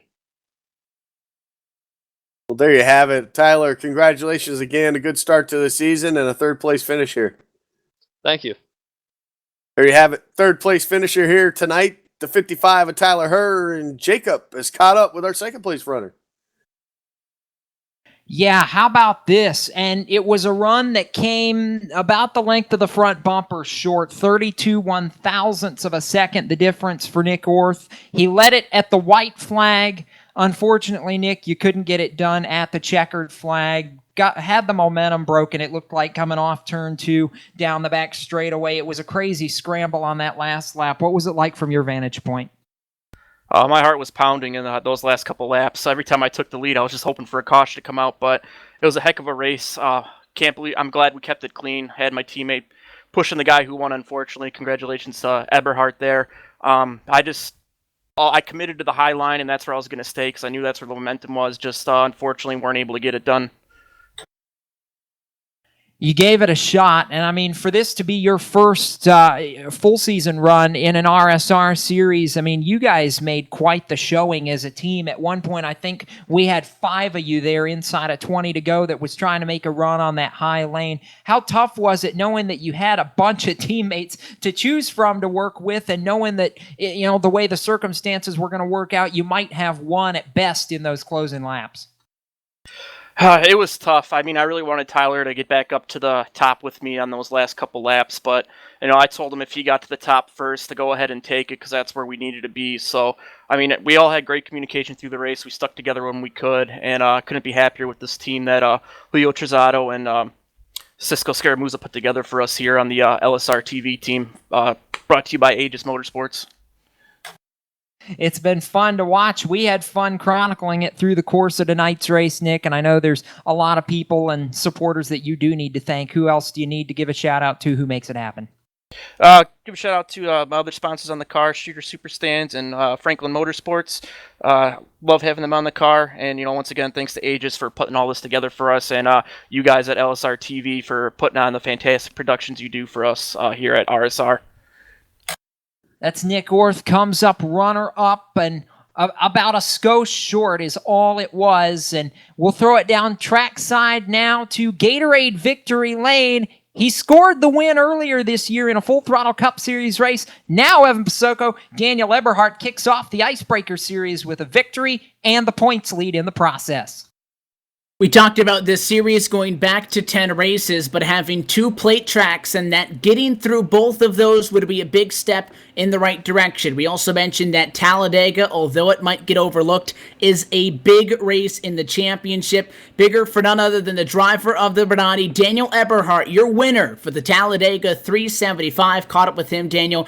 Big congratulations to you. 29th to first, but you didn't use all 88 laps to do that. You got up there pretty quickly and hammered home the win. Before we talk about the race, walk us through that late race restart and having to block about 20 to 25 feet of real estate off the corner there to hold on. Oh, well, I mean, it was like a family reunion because them were the guys I started off league racing with, Nick and Tyler, and they were teammates, and I thought Tyler was gonna hang off of me and let Nick in front of me, but Nick never dropped down, and so when we were going through 3 and 4, I just peeked to the outside to get Nick off of his line and push him up the track a little bit, and then I came back down hoping Tyler would give me the shove he did, and set sail coming home. And you held that yellow line and you get the job done. You talk about going though from 29th to 1st. You were up there for a lot of this race, and I'll spitball and say it was about lap 30, but I said that IndyCar probably should win this race because you were helping everybody else out early. You were that second car on the outside of the racetrack for so long before somebody finally helped you out to get to the race lead. But these cars looked like it put a lot in the driver's hands, and you guys were able to do that. How did it handle out there in traffic, and what was it that allowed you to get a grip on what was going on out there? Well, the guy I've been around a lot with was Jared Como, and he was, shoving me, and I was just learning the draft because I've never been in a draft where the car would just push the way it was pushing, exiting the corner, and I was learning a little bit from Jared. Then finally, Jared gave me the shove, and I left him hanging, and I wanted to ease back up, but then I was thinking, well, if I ease back up in front of him, he was gonna blast by me on the outside. So I just stayed in line. I tried to get him in front of me, and then I shoved him to one of them last restarts to the lead, and then finally I went back around them all on the outside again. Debut season with the RSR Full Throttle Cup Series, you get a win, and then debut season, but as well race with this RSR Icebreaker Winter Series, and you get a win as well. We talk about not only how difficult plate track races are to win, but to win RSR races. You put those together, it's got to feel pretty good how you've performed so far in 2015.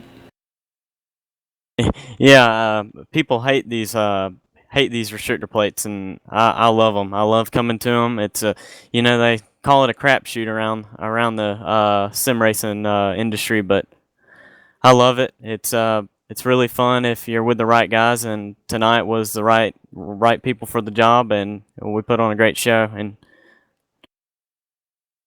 well, you looked pretty in control when you were up there in the front of the field, and now we go. There's one race down and 9 to go. So as big as a race this is for the championship, those that have had problems tonight have an uphill battle to climb. You'll lead the points, but that's just one race of 9. There is in no way letting off of the gas pedal throughout. So we go to Michigan, the typical season opening venue for this series. Push back to race number 2 on the year. We'll be there next Monday for 90 laps in the Irish Hills of Michigan. Is that another racetrack that 90 car can be strong at? Yeah, but I got to beat that 15 of Jeff Ward, and I've been keeping up with the Full Throttle Cup on LSRTV, and it looked like Dwayne was really fast there, so I think I have my work cut out for me going into that race. You've shown speed of your own, though, and you're the winner tonight in the season opener at Talladega. You walk away with a trophy in the Talladega 375. Daniel, a lot of people I know going behind the scenes. Who made this first career icebreaker win possible for you?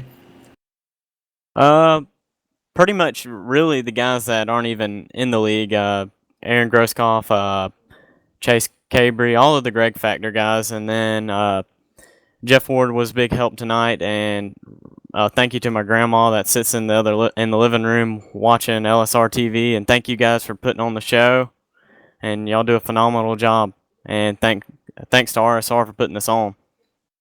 We appreciate the kind words, Daniel. Thanks for hanging out and chatting with us a little bit after this one. We'll let you get back down with the teammates and celebrate. Congratulations. Enjoy the 6 days to basket to win, but we'll see you next Monday when it's back to work in Michigan. Thank you, guys. Daniel Eberhardt comes home P1. Jacob Seelman for the rest of the finishers. 19 of the total 38 drivers that started this race come home on the lead lap. Did Ani, though, let them all? Yeah, he did, and we talked with your podium finishers, and we will now take you down through the rest of that finishing order. It's our LSRTV full field rundown.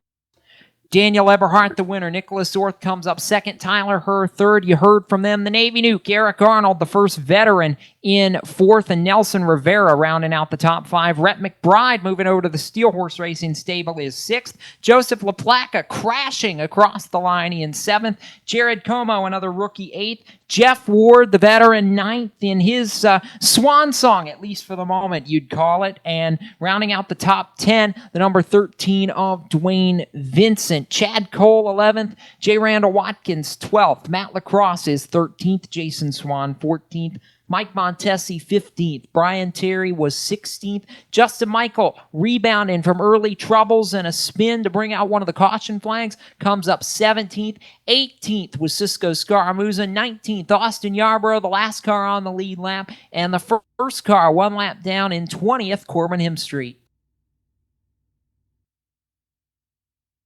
At an outside of the top 20, you got one lap down the 51 at Nick Silver, 2 laps down for Dale Rentz, Tom Dryerly 9 laps down, and the guys here on out did not have the season opener that they wanted by any means. 24th was Mike Rominger, Stephanie Lessentine in 25th, 26th to Jonathan Cadell, Comstock with a 27th place result, Paul Fugate back in 28th, 29th for J.R. Johnson Andy, and in 30th was that 9 of Anthony DeBarro. Yeah, 31st coming home tonight in that 70 with Scott Eric. Douglas Wyatt in the 22 finishes 32nd. 33rd goes to Doug Roth. William Hale will finish 34th. 35th goes to E.J. O'Rourke. Gabriel Wood finishes 36th. Kevin Linden, 37th tonight. And Christopher Hurlow in that 87 machine come home 38th. Not a bad way to get a winter series underway. I said that this was the first week of our off season, and with that, they put the guys right back out on the racetrack, Thomas. So from a driver's perspective and getting to sit up here with us at a booth for this one, you said that you enjoyed the race. I think it was a very good opener for these guys. Saw lots of good stuff. I'm excited for the next 9 races. Oh, yeah, and if you'll have me, I'll be back up here in the booth next week because I think Michigan's just going to be as fun, if not better. I think we'll take you up on that offer as well. Michigan next Monday night on LSRTV at 9:30 p.m. Eastern, Andy. Exciting again, 2-3 wide. These Xfinity cars that as well, there's a lot of guys in here who aren't going right from a Cup Series car to these Xfinity guys. There's a lot of guys that have run Full Throttle Cup as well that have run in the RSR Asphalt Assault Series, which is another B Series that runs periodically through the regular racing calendar. But they are very different from Cup cars. Some guys like them better than the Gen 6s, especially at plate tracks, and I think you saw that tonight. Not only were they tight, and as Eberhardt mentioned, it wasn't just turning left and going in there. They had to manage the tires, but there was a lot in the driver's hands, and you could see that. They were moving around. They were finding partners. When the teams stick together and when working together with somebody pays off, you know that it's a pretty good package that they're working with. Yeah, I think the draft packages between the Gen 6 and these Xfinity cars is just a little bit different. I think these cars really can suck up to each other really quickly. So you can fall off from the pack just a little bit, but still be able to hang on, I guess, and get a decent run. And we saw that a lot tonight. And typically with the Gen 6 cars, that top side usually stalls out coming off the corners. But here it seemed like these cars really would pick up some steam coming off the corner on that high side. So it was definitely a little bit different for these, but still, when it all came down to it, the bottom side did prevail again. So it just it kind of throws everything out the window when you start talking about these and you start dissecting these races week after week. But no, overall, this was a great race for these guys. Great way to start the season. Michigan should be a lot more of the same, a lot of 2 wide, 3 wide racing. It's a very wide track, very fast track. So it's going to be pretty similar to this. It's going to be fun, and it's going to be moving on to that second round. Hey, Andy, I also just wanted to put in my 2 cents on this. Remember how I was talking about where you got to give up your Mulligan track either early on or at Daytona? Well, think about these 5 names right here that were probably championship favorites, and they're already pretty far in the hole. You got Cadell, Comstock, DeBarro, Hurlow, and O'Rourke already pretty far back in the hole, and you got guys like Ebert, who's pretty fast regardless of where he goes, I think, and Vincent and Jeff Ward already got about a 20-point lead on them. Those guys are going to have to work really hard throughout the rest of the season, so I think you're going to see a lot more racing out of those guys and gain probably a little bit more chances just to kind of get that extra point or two, Yeah, and I think you're coming to a lot of tracks still on the schedule, places like Iowa, where I think these veterans will really shine over these other guys. So, I mean, they got a lot of opportunity, obviously, to do it. But if you're going to get one mulligan, it's out the window now. And you're going to have to really work hard, like you said, for the rest of the 9 weeks and hope that there's some trouble for some of those other guys that didn't have the trouble this week. So it'll be interesting to see, but that's why we run the races, and that's why we're here to call them. There's some people that are sitting pretty, and there's other people that have quite the hole to dig out of. There are still 9 races, and there is still plenty of time for this championship to take form. But after one race, it's Daniel E. Eberhardt atop the pile. Do want to thank some of the partners with us here at LSRTV, at RSR, Gary Mercer Truck at iRacing.com, Inside Sim Racing TV, DisabledRacers.com, as well as Derek Spear Designs at Race Chaser Online. For more information, go to RealSimRacing.com or search up Real Sim Racing on Facebook and give them a like. You can also stay up to date with everything LSRTV on our website at LiveSimRacing.com or at Facebook.com/LiveSimRacingTV or LSRTV2 as well, Jacob. Michigan, round 2, 90 laps and 180 miles. That's the site for the next race next Monday night. Yeah, it is. That will be the site, but for right now, the party goes on long into the night for the Kentuckiana Motorsports team. Jeff Ward, the veteran, coaching him on, and Daniel Eberhardt gets the win tonight. And Evan, our whole gang will be back next Monday night to bring it to round 2 in the Irish Hills. Right now, though, we do want to say thanks to all our partners at Real Sim Racing, at iRacing.com, and everybody that helps make these broadcasts possible. So for Evan, Andy, Thomas, our executive producer Laura Lawson, and all the crew at Real Sim Racing, I'm Jacob Seelman, congratulating Daniel Eberhardt on the victory tonight, his first in Icebreaker Winter Series competition, and saying we'll see you in Michigan. Keep it off the wall until we meet again, and we'll see you next time on the web. Good night.